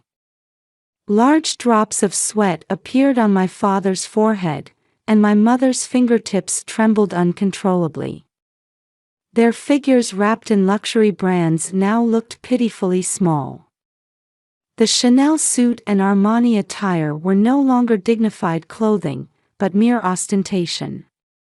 The total estimated damages exceed $5 million. The number of confirmed victims is at least 15. Most of them lost all their retirement funds. Margaret's calm voice froze the venue. The faces of the guests who had been laughing at my parents' cruel joke earlier had now turned pale. And many of the victims are captured in photographs like these. The screen displayed photos of smiling elderly people one after another. Some showed them with my parents. These photos, taken ostensibly as records of charitable activities, now served as undeniable evidence against my parents. The police have already been notified. Almost simultaneously with those words, uniformed police officers appeared at the venue entrance. My parents stood frozen in place. The microphone fell from my father's hand, making a dull sound on the carpet. The venue instantly became chaotic. Cries of surprise rose from among the guests, and the sound of champagne glasses being dropped echoed. Golden liquid stained the pure white tablecloths. The expressions of those who had been indulging in inappropriate laughter moments ago were now filled with fear and confusion. And one more thing. Margaret added this final point. Her voice carried an emotion unlike any before. Those who insult their grandson and hurt their family have no right to protect the elderly. At that moment, I felt tears involuntarily spill from my eyes. In Michael's arms, Lucas finally raised his face. The fear was no longer present in his small eyes. Instead, they held a light of relief. The police officers quietly approached. A heavy tension filled the wedding venue's elegant space. Mr. Robert Wilson, Mrs. Patricia Wilson, would you cooperate with our voluntary questioning? The police officer's voice was extremely polite. However, there was intensity in his gaze. It was evident that the evidence displayed on the screen had already been analyzed in detail by the police. This must be some mistake. Father's voice trembled. Cold sweat could be seen seeping through his Armani suit. We were conducting legitimate charitable activities. Mother's words were cut off by Margaret's calm voice. Just the Eleanor Thompson case alone constitutes charges of fraud and unlawful confinement. The same applies to the other victims. New materials were displayed on the screen. Charts showing total damages, lists of victims, and detailed methods of the crimes. Everything had been meticulously recorded. First, they identified wealthy elderly people and encouraged them to participate in charitable activities. The detective began explaining. His voice echoed throughout the venue.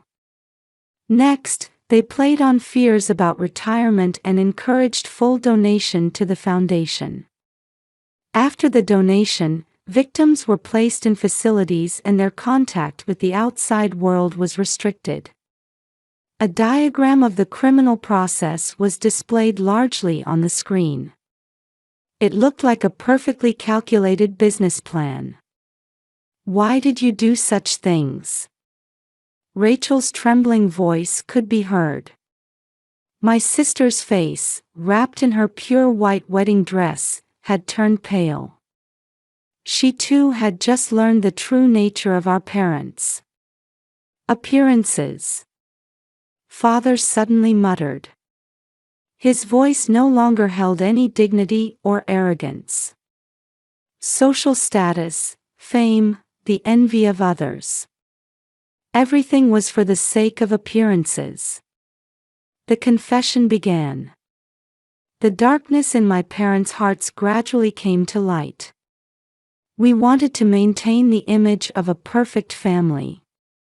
We wanted to be seen as more successful than anyone else.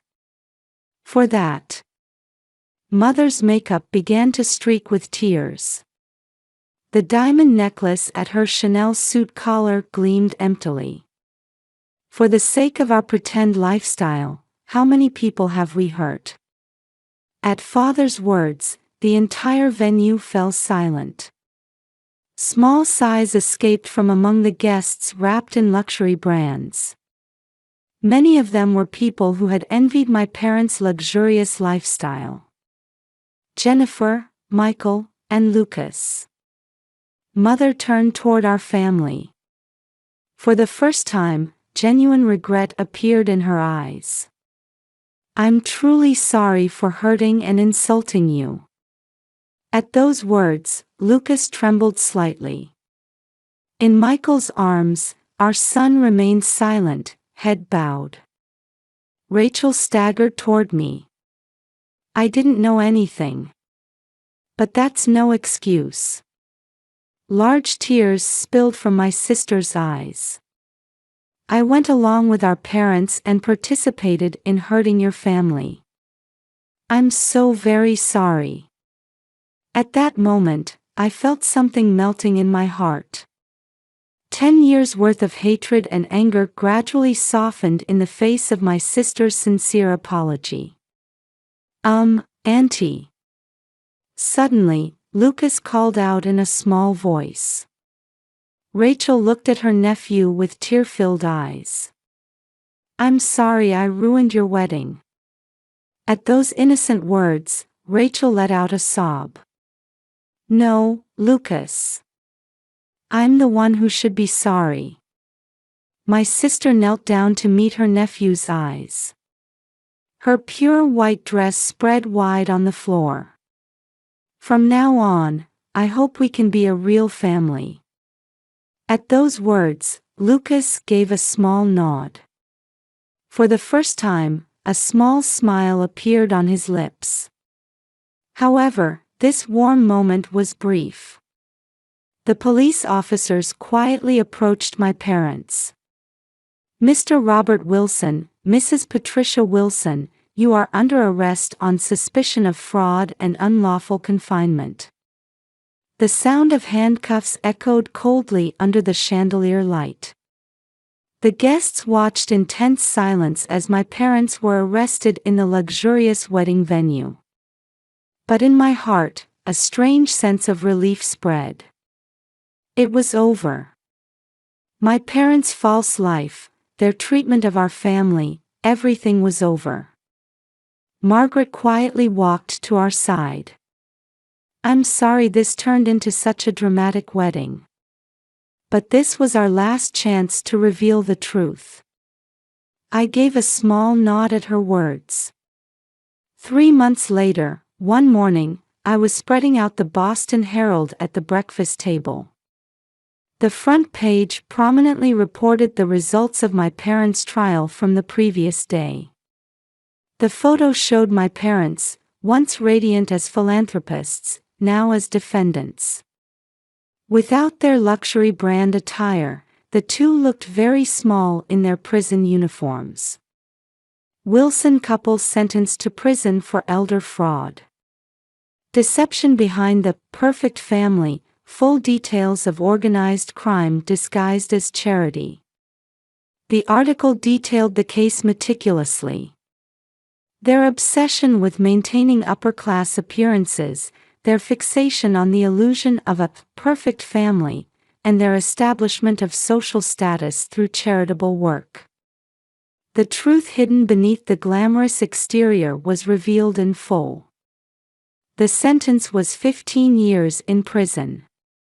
Additionally, a restitution order of $5 million was issued. Their social credibility completely collapsed, and everything my parents had built over the years crumbled like a castle made of sand. According to the article, compensation for the victims would come from selling all of my parents' assets. The Chanel suits, Armani clothing, flashy jewelry, everything would be liquidated to repay the victims. Mom, Rachel's coming today, right? Facing his breakfast pancakes, Lucas asked in a bright voice. His previous shyness had faded, and he had fully regained his lovable nature as a nephew. That day at the wedding venue when he stood trembling with the small silver tray seemed like a distant memory. Even the memory of being humiliated as a special waiter seemed to be healing. Yes, she wants to discuss preparations for the new wedding. My sister and her fiancé, with his deep understanding, were planning a smaller wedding. After that day's ceremony was interrupted by the police intervention, Rachel had serious discussions with her fiancé. This time, instead of superficial grandeur, it would be a warm ceremony celebrating genuine family bonds. I heard they had chosen a cozy church rather than a luxury hotel for the venue. During the investigation, my parents' twisted psychology became clear. Their absolute desire to control family, particularly directed at me. Their vindictiveness toward a daughter who wouldn't follow their wishes, and their differentiation between the ideal daughter and the failed daughter. It was revealed that the incident at the wedding had been meticulously planned as a final punishment for me. According to the trial records, Mother testified during questioning, we wanted to maintain the image of a perfect family. But Jennifer betrayed our expectations. So we thought we'd use her precious son for one final lesson. When I read that confession, I felt something quietly release within me. At the root of my parents' actions lay their attachment to a luxurious lifestyle, their obsession with maintaining the appearance of success, and a critical lack of empathy for others. Their tendency to treat family as possessions was clearly reflected in their attitude toward us children. But now, those dark shadows of the past are gradually fading. Margaret's courageous action not only restored the victims' lives but also brought our family a new beginning. My mother-in-law's calm judgment and decisive action saved many people's lives. Hey, Mom. While carefully pouring maple syrup on his pancakes, Lucas looked up at me with a thoughtful expression. Will Grandpa and Grandma ever get out? At that innocent question, I momentarily struggled for words. But this too was part of the reality we needed to face. Well, 15 years is a long time, but that gives us time to think too. I'm sure Grandpa and Grandma are realizing their mistakes. I answered while gently stroking my son's head. Indeed, in their final court appearance, genuine regret seemed visible on my parents' faces. Mother, in particular, appeared to be repeating unspoken words several times while looking at Lucas and me. The doorbell rang, announcing Rachel's arrival. There was no more awkwardness or embarrassment like before.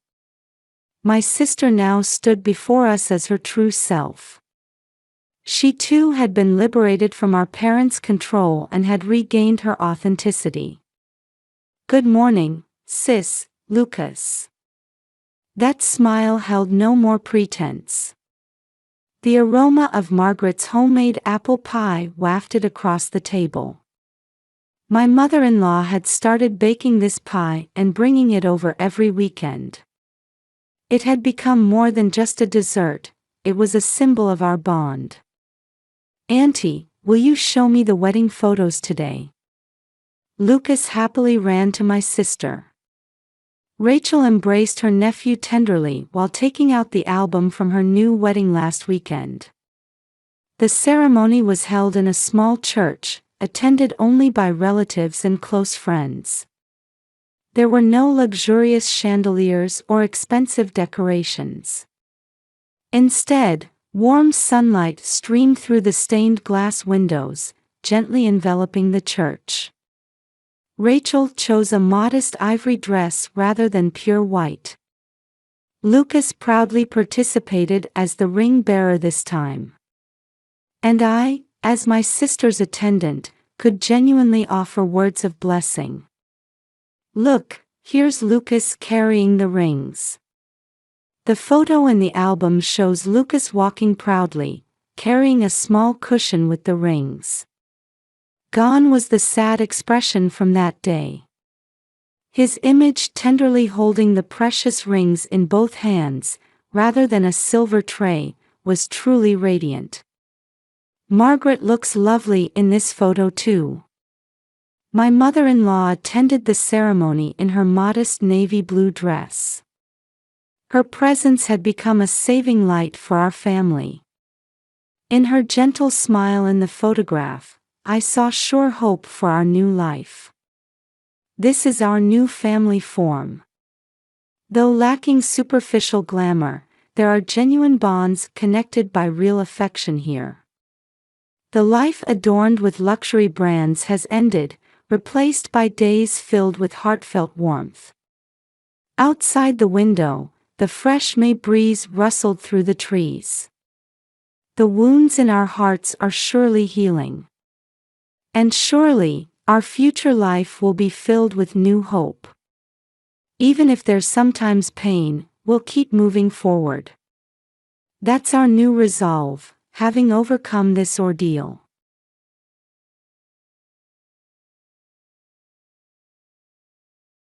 The morning sunlight streamed through the kitchen window on a midsummer day.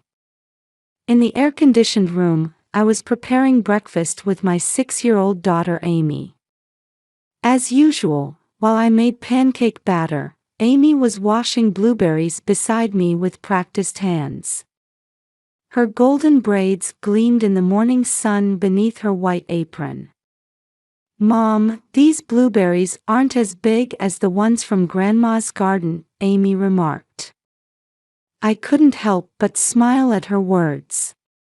Indeed, the blueberries that grew in Patricia's garden, my mother-in-law's garden, were always perfectly large and sweet.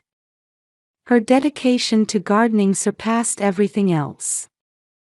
The garden, famous in the neighborhood, was as beautifully maintained as if tended by a professional. "Grandma is very good at taking care of her garden," I replied.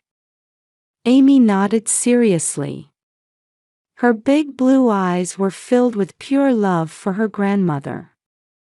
At that moment, we heard Michael's footsteps coming down the stairs. "Good morning, Papa," Amy called out cheerfully. Michael was dressed in his usual navy suit with gold-rimmed glasses. As a senior executive at an IT company, his appearance was always impeccable. Tall and well-built, he was the pillar of support for our family. "Good morning, Princess," Michael gently patted Amy's head and winked at me. "Jenny, it smells wonderful in here again today." In the midst of the peaceful morning air, Amy suddenly spoke up with concern. Furrowing her small brows, she set down the blueberries she was holding. "Hey Mom, Grandma hasn't been feeling well lately, has she? Yesterday, she was out of breath just climbing the stairs. And remember when she told the housekeeper to take time off?" At those words, Michael and I exchanged glances. Indeed, my mother-in-law Patricia had been acting differently lately. Usually known for her perfect appearance and respected as a charitable figure in the neighborhood, she had been showing signs of fatigue in recent days. I was also worried about whether she was taking her blood pressure medication properly. I remembered our wedding day 5 years ago. At the most prestigious church in Connecticut, Patricia had radiated presence like an actress in her pearl necklace and elegant dress. That day, in front of the relatives, she had said to me, "Oh, so you were a nurse. But you're a housewife now, aren't you? Michael, surely you could have found someone more suitable." Before she could finish, my father-in-law Robert had stopped her, but the atmosphere had frozen. Her words carried obvious contempt. There was an insurmountable wall between me, from a poor family, and her upper-class background. That hadn't changed even now. My mother-in-law always gave expensive toys and clothes to my sister-in-law Caroline's twin sons. The latest gaming consoles for Christmas, designer children's clothes for birthdays. In contrast, her attitude toward Amy was noticeably cold. Her gifts were always practical items like stationery and books, chosen by my father-in-law. At the very least, she didn't try to hide her discriminatory attitude on the surface. However, there was a truth that no one knew. For the past 2 years, Amy and I had been visiting my mother-in-law's house 3 times a week. At first, it was meant to be just obligatory visits. But when I saw her struggling with housework as her arthritis worsened, I quietly began helping out. Cleaning the large mansion, seasonal wardrobe changes, and preparing meals to her taste. "Jennifer, I never asked for your help," she would say. Yet she never refused our visits. Sometimes, when looking at Amy's drawings, she would show a slightly softer expression. Amy had made it her daily routine to put her fresh drawings on her grandmother's refrigerator. Flowers, animals, sometimes family portraits. And when my mother-in-law thought no one was watching, she would gently stroke these drawings. I had witnessed this many times. The kitchen refrigerator had become a warmer space than the reception room with its expensive artwork. Yesterday, Amy was unusually listless. Her usual endless smile, which lasted from morning till night, was clouded. "My head hurts a little," she said, going to bed early. When I checked her temperature, it was still normal, but her complexion wasn't good. Worried, I called my mother-in-law, and there was an unusual urgency in her voice that I'd never heard before. "I'll come check on her tomorrow." "Yes, in the morning." After hanging up, an inexplicable sense of foreboding crossed my mind. Amy's asthma required special attention when accompanied by fever. My experience as a healthcare worker was setting off warning bells in my mind. That ominous premonition became reality the next morning. The moment I entered Amy's room, I knew something was wrong. The morning sun filtering through the light pink curtains illuminated my daughter's face, who usually woke with the sunrise. However, this morning, she was burrowed deeper than usual into her blankets. Despite the lowered air conditioning temperature, fine beads of sweat dotted her forehead, and her usually energetic cheeks had lost their color, appearing pale. By her bedside lay a drawing, seemingly abandoned midway from the previous night. "Amy, are you feeling all right?" When I called out to her, she opened her eyes slightly, her cheeks unnaturally flushed. When I touched her, the heat transmitted to my palm was abnormal. My experience as a nurse immediately made me understand the gravity of the situation. As I turned to get the thermometer, a hoarse voice reached my back. "Mom, my throat hurts, it's hard to breathe." The weakness in her voice made my heart clench. Considering Amy's asthma, immediate treatment was necessary. I checked the inhaler by her pillow for asthma attacks. "It's okay, we'll see the doctor right away. Mom's here with you." I quickly grabbed my cell phone and called the pediatrician. While making the appointment, I wiped Amy's sweat with my other hand.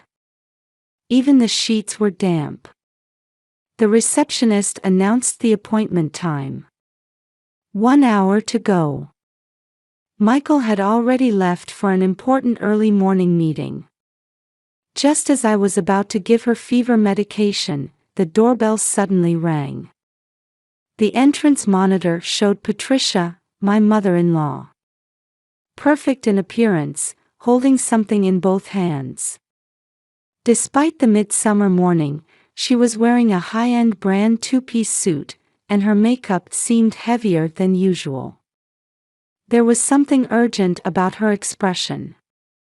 "Jennifer, open up. Right now." Her voice through the monitor carried its usual arrogance. However, I didn't miss the urgency hidden beneath it.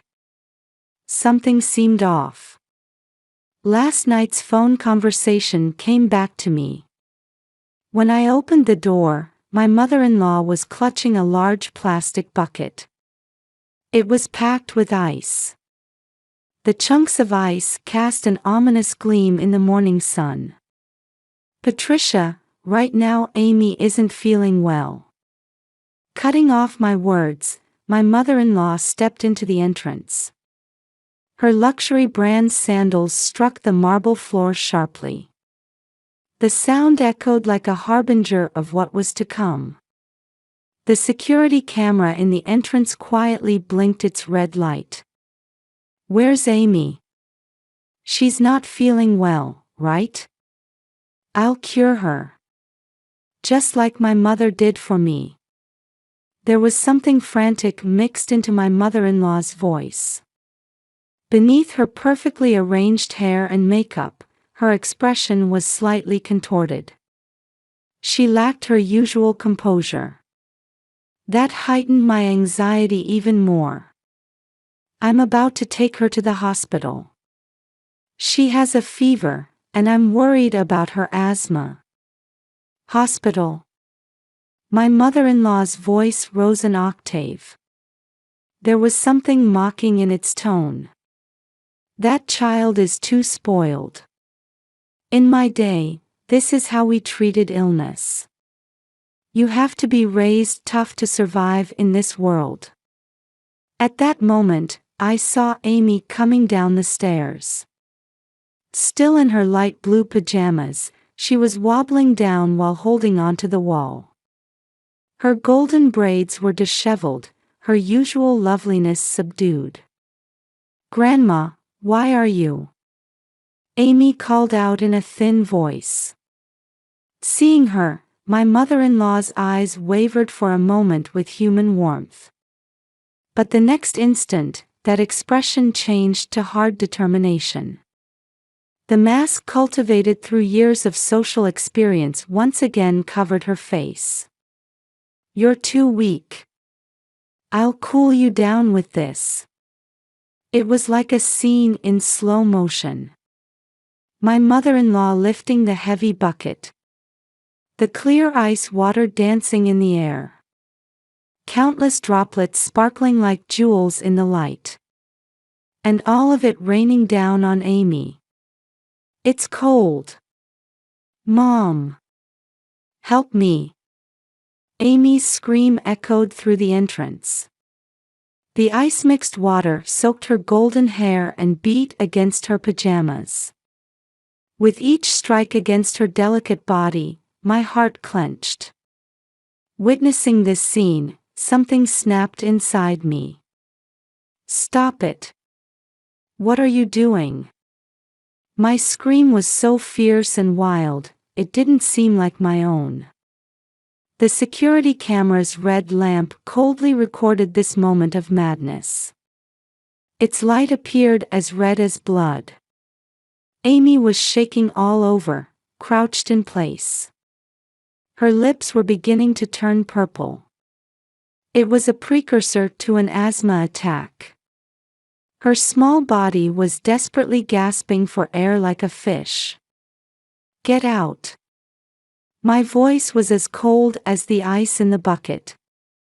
While embracing Amy with both arms, I stared straight at my mother-in-law. All the patience I had built up, all attempts at understanding, had been blown away. But I was thinking of her. Get out right now. Don't ever come near us again. My mother-in-law started to say something but swallowed her words upon seeing my expression. Clutching her expensive handbag, she backed away. Her face grew pale beneath her perfect makeup. The sound of the front door closing echoed heavily. I immediately wrapped Amy in a bath towel and grabbed my cell phone. Desperately suppressing my trembling fingers, I dialed emergency services. Hello, I need an ambulance. It's a 6-year-old girl. High fever, and she was doused with ice water. Yes, she has asthma. She's having trouble breathing, the address is. While holding Amy, I followed the operator's instructions. My daughter's body was trembling minutely, her breathing becoming increasingly labored. I took out her inhaler and held it to her mouth with shaking hands. Mom's here, take slow breaths, that's it, just like that. The security camera at the entrance silently recorded everything. The ambulance siren pierced the quiet residential morning. A tense atmosphere filled the luxury housing area where refined living usually took place. When the paramedics arrived, Amy's breathing was already labored, and her lips had turned deep purple. An oxygen mask was placed on her small face, and as she was lifted onto the stretcher, I desperately held her hand. Her hair was still wet from the ice water, her body trembling minutely. Mom. I'm scared, it hurts. Without even the composure to respond to her faint voice, the ambulance headed to the hospital. I could only pray while gripping my daughter's hand. Amy's wheezing echoed in the vehicle, and the machine monitoring oxygen saturation sounded its warning. Upon arrival at the hospital, she was immediately taken to the emergency treatment room. Doctors in white coats gathered one after another. The fluorescent lights in the treatment room made Amy's pale face stand out even more. We suspect severe pneumonia. Given her history of asthma, prepare for immediate ICU transfer. The attending physician's voice flew about. Nurses moved quickly, setting up IVs, oxygen masks, and monitors in succession. Even as a former nurse myself, I was impressed by their professional efficiency. "Mrs. Wilson, your daughter's condition is serious. The sudden change between low body temperature and high fever has caused her body significant shock." While listening to the doctor's explanation, I could only stand there dazed as I watched the bed carrying Amy disappear into the back of the treatment room. Just then, my cell phone rang. It was from Michael. "Jenny. I just checked the security camera footage. What on earth, was that my mother?" My husband, who had been working from home, said he noticed something was wrong through the security app notification. On the other end of his agitated voice, I could hear the violent sound of computer keys being struck. "Michael, Amy's in the ICU, severe pneumonia." I could tell my voice was shaking. There was so much I needed to tell him, but the words wouldn't come out. My throat was choked up. "I'm coming right away." "But, Jenny, something serious is happening. The footage is being spread." I couldn't believe my husband's words. "What did you say?" "Someone posted it to the neighborhood mom's WhatsApp group. From there, it spread instantly to Facebook and Instagram. It's already been shared hundreds of times. Comments are flooding in." This was an unexpected development. Such an incident happening in Greenwich's wealthy residential area was abnormal in itself. Moreover, the protagonist was Patricia Wilson, a leading figure in local charitable activities. The shock was shaking the entire town. In the hospital waiting room, I stared at my smartphone screen. The posts had spread instantly, with comments flooding in. Starting from the local moms group, the footage that had been posted to the neighborhood association group and then local news sites had spread beyond control. The number of comments increased with time, and their content gradually became more aggressive. Patricia's past activity photos were being dug up one after another on social media posts, with cynical comments attached. Just then, a shout echoed through the waiting room. "Patricia! What have you done?" Turning around, there stood Robert Wilson. The usually dignified senior partner of a law firm now appeared as just an angry father, trembling with rage. His expensive suit was disheveled, his usually neatly combed white hair in disarray.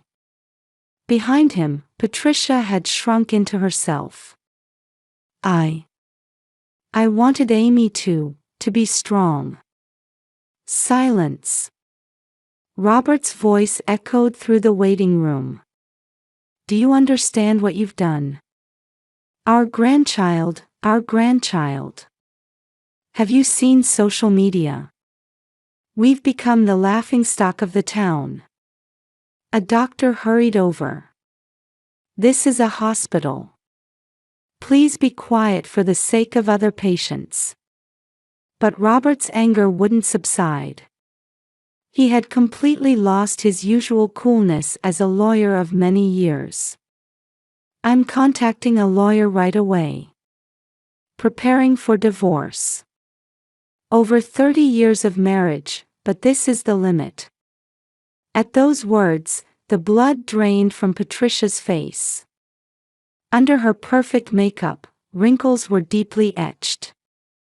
The luxury handbag in her hands nearly slipped from her trembling grasp. Then the police arrived. 2 officers began calmly assessing the situation. The male officer in uniform carefully approached us. "We received a report of child abuse. The security camera footage has already been secured as evidence. Please tell us the details of the situation. The female officer turned to Patricia. Mrs. Patricia Wilson, could we have your cooperation with our inquiry? Would you please come to the station? Michael watched with a hard expression as his mother was led away by the officers. In his hand was a letter. A document stating the severance of relations with his parents. My husband had apparently already begun preparations after consulting with a lawyer. The edge of the envelope was gradually becoming distorted in his trembling hand. That evening, the situation saw further developments. An emergency notice arrived from the Greenwich Charitable Association. Printed on expensive wood grain stationery was the announcement of Patricia's expulsion. A sudden banishment from the activities she had devoted years to. Following that, a notice arrived from the Belle Haven District Residents Association, prohibiting her participation in community activities. The spread on social media intensified further. Former friends, social acquaintances, and local volunteer members. Everyone was trying to sever their connections with her. Her image was being deleted one after another from photos of glamorous parties. The social status she had built up over 30 years was crumbling in an instant. It was like watching a sand castle being swallowed by waves. At night, I encountered Patricia again in the hospital corridor. Her usual dignified bearing was gone, and her luxury brand clothes and charitable activist badge now seemed hollow. Her shoulders were slumped as she walked, making her look like a different person. My life, everything I had, why doesn't anyone understand? Medical staff busily passed by as she muttered in distress. No one paid her any attention. She who was once respected and looked up to had now become like a shadow. This scene was far removed from her glamorous social world image. One morning, a week after the incident, we had an unexpected visitor. As I sat by Amy's bedside in her private hospital room, I heard hurried footsteps in the hallway. The door slowly opened, and there stood Patricia. Gone was her usual proud posture, her shoulders were slumped. Her once perfect makeup was smeared, with dark circles under her eyes. Her luxury brand clothing was wrinkled, looking as if she had been wearing the same outfit for days. Her fingers trembled slightly as they clutched a paper bag. Jennifer. I want you to hear me out. Please. Her voice was so distraught, I could hardly believe it was Patricia's. Her usual haughty attitude was gone, replaced by deep fatigue and anxiety. Why did you come? The police told you to stay away. For Amy's safety. Patricia shrank even further at my cold voice. The way she clutched her expensive handbag to her chest revealed her anxiety. Please, try to understand my position. I've lost everything, my standing in society, my friends, my place at church. The weekend charity event was cancelled, but what hurts even more is. Her words were interrupted by sudden coughing. She bore no resemblance to the dignified charitable activist she once was. Just then, Amy woke up in her bed. Grandma. What's wrong? The air in the room froze at her faint voice. Amy slowly moved her arm with the foredrip and picked up a piece of paper from her bedside. With trembling hands, she held it out to Patricia. This. I wanted to give you this that morning. It was a drawing.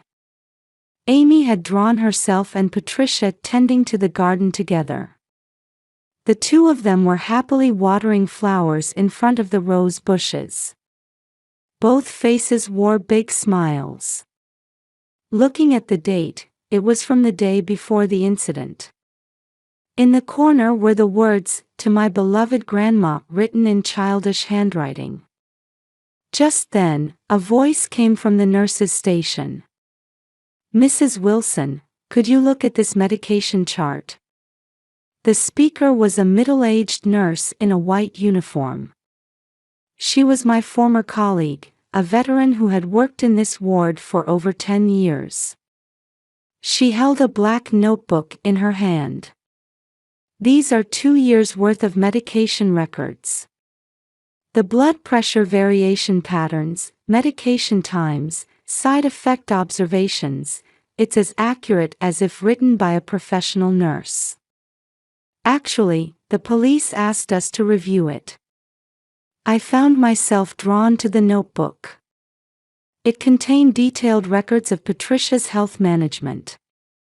Blood pressure fluctuations, medication times, changes in condition, everything was carefully noted. Even daily events and observations were written in the margins. Actually, the nurse continued, other notebooks were found in Patricia's study. They were seized by the police as evidence, but were returned this morning. Inside the bag the nurse handed over were multiple notebooks. Each was carefully labeled and organized by date. The first one that caught my eye was a meal planning notebook. 2 years' worth of menus, carefully calculated for Patricia's preferences and nutritional balance. Low-sodium meals for high blood pressure, ingredients chosen with consideration for arthritis, and colorful seasonal ingredients. Each page recorded Patricia's appetite and condition changes. Next was Amy's art collection. Weekly drawings were all carefully filed by date. Each drawing had warm comments from Patricia attached. The medication management chart was particularly detailed. In addition to records of blood pressure and arthritis medication use, it included observations of side effects, blood pressure fluctuations, and mood changes. Items to report to the doctor were summarized and updated with each visit. The cleaning and laundry schedule showed detailed procedures for the large mansion, carefully arranged considering Patricia's physical condition. Heavy tasks were avoided, with appropriate breaks planned. There was flexibility to adjust the schedule according to her arthritis condition. And finally, the health management notebook. Professional observations utilizing my nursing knowledge. Daily condition changes, concerning symptoms, lifestyle rhythm records. It was as detailed as a professional nurse's patient care observations and responses. This is My voice trembled. The visits to my mother-in-law's house that had continued for 2 years. While maintaining a cold relationship on the surface, here was evidence of the deep bond that had actually formed. I don't know what to think anymore either. Patricia's voice echoed quietly. It carried an honest emotion I had never heard before. While I acted cold on the surface, you quietly took care of me. Amy showed me pure love. But my pride, and then that day, I panicked. Tears rolled down her cheeks. Her perfect makeup crumbled. It was as if the mask she had maintained for years was peeling away layer by layer. I love you, Grandma. Amy's voice broke through the heavy atmosphere. Though faint, it was clear. You always taught me in the garden. The names of flowers, how to water them. And I knew you secretly stroked my drawings on the refrigerator. You even made me snacks without telling Mom, didn't you? Large tears fell from Patricia's eyes. Emotions she had suppressed for years poured out like a broken dam. That night, a family meeting was held. Michael, Robert, and I gathered in the hospital conference room. The discovered notebooks were spread out on the table. Looking at all these records, Robert said in a tired voice, maybe this was Patricia's way of showing love. However, that act. Michael silently turned the pages of the notebooks. His expression showed conflicting emotions. Complete reconciliation will take time, I said quietly. But this might be a new beginning. Outside the window, the summer evening was quietly deepening. The setting sun streaming into the hospital room gently illuminated Amy's drawing. There was genuine love depicted there. One Sunday in October, a small bouquet decorated the dining table in our house in the quiet Greenwich residential area. Cosmos flowers that Amy had picked from the garden. The soft autumn sunlight gently illuminated the petals. Mom, I'll help set the table. Amy, who had fully recovered her health, carefully carried plates from the cupboard. 3 months after her hospitalization, the scars from that incident were gradually healing within her. The doorbell rang. I'll get it, I called out. Amy nodded happily. When I opened the door, there stood Patricia. No longer in her luxurious attire, but in a simple dress. She held a homemade apple pie. Excuse me, Jennifer. Her voice no longer carried its former arrogance. The divorce mediation was in its final stages, she had lost all her charitable organization positions, and the mansion was to be sold. Though she remained isolated in the community, there was a sense of peace in her eyes. I baked a pie. I went easy on the cinnamon, just how Amy likes it. As we sat at the table, I noticed a new drawing by Amy. Unlike the one from the hospital, this one showed the whole family enjoying a barbecue in the garden. Patricia's figure was naturally integrated into the family circle. Grandma, the flower-growing method you taught me last time worked well. Amy reported happily. The weekly gardening lessons had become time for nurturing new bonds. Oh, that's wonderful. Shall I teach you how to plant bulbs for spring next week? As conversation flowed naturally, Michael appeared from the living room. Mom, have you signed those documents? The final divorce mediation papers. Patricia quietly nodded. Yes, everything's complete. Robert signed them with a peaceful expression too. Though complete reconciliation hadn't been achieved, at least they maintained a relationship where they could talk. Instead of the lavish parties and glamorous social gatherings of the past, they now had more time to share meals as a family. Actually, I have something I want to show Amy today. Patricia took an album from her handbag. It was a collection of Amy's drawings from the past 2 years, along with daily records. This is the most precious treasure in my life. There was no lie in those words. Having lost her social status, honor, and luxurious lifestyle, all that remained were family bonds. It was also the beginning of a new life for her. In the evening twilight, an autumn breeze gently caressed us as we relaxed in deck chairs in the garden. Amy watered the flowers while Patricia watched over her with a peaceful expression. It wasn't a perfect relationship. Sometimes, the scars from the past still ached. Yet perhaps this imperfection was the true form of family. "Hey, Mom," Amy approached with a bouquet. "Let's all have lunch together next Sunday too." Patricia's eyes moistened at this innocent suggestion. What she had lost might have been great, but what she had gained was even more precious. Understanding beyond prejudice. True strength. And most importantly, family bonds. The cosmos petals swayed gently in the sunset light. It seemed to be quietly watching over the beginning of our new story.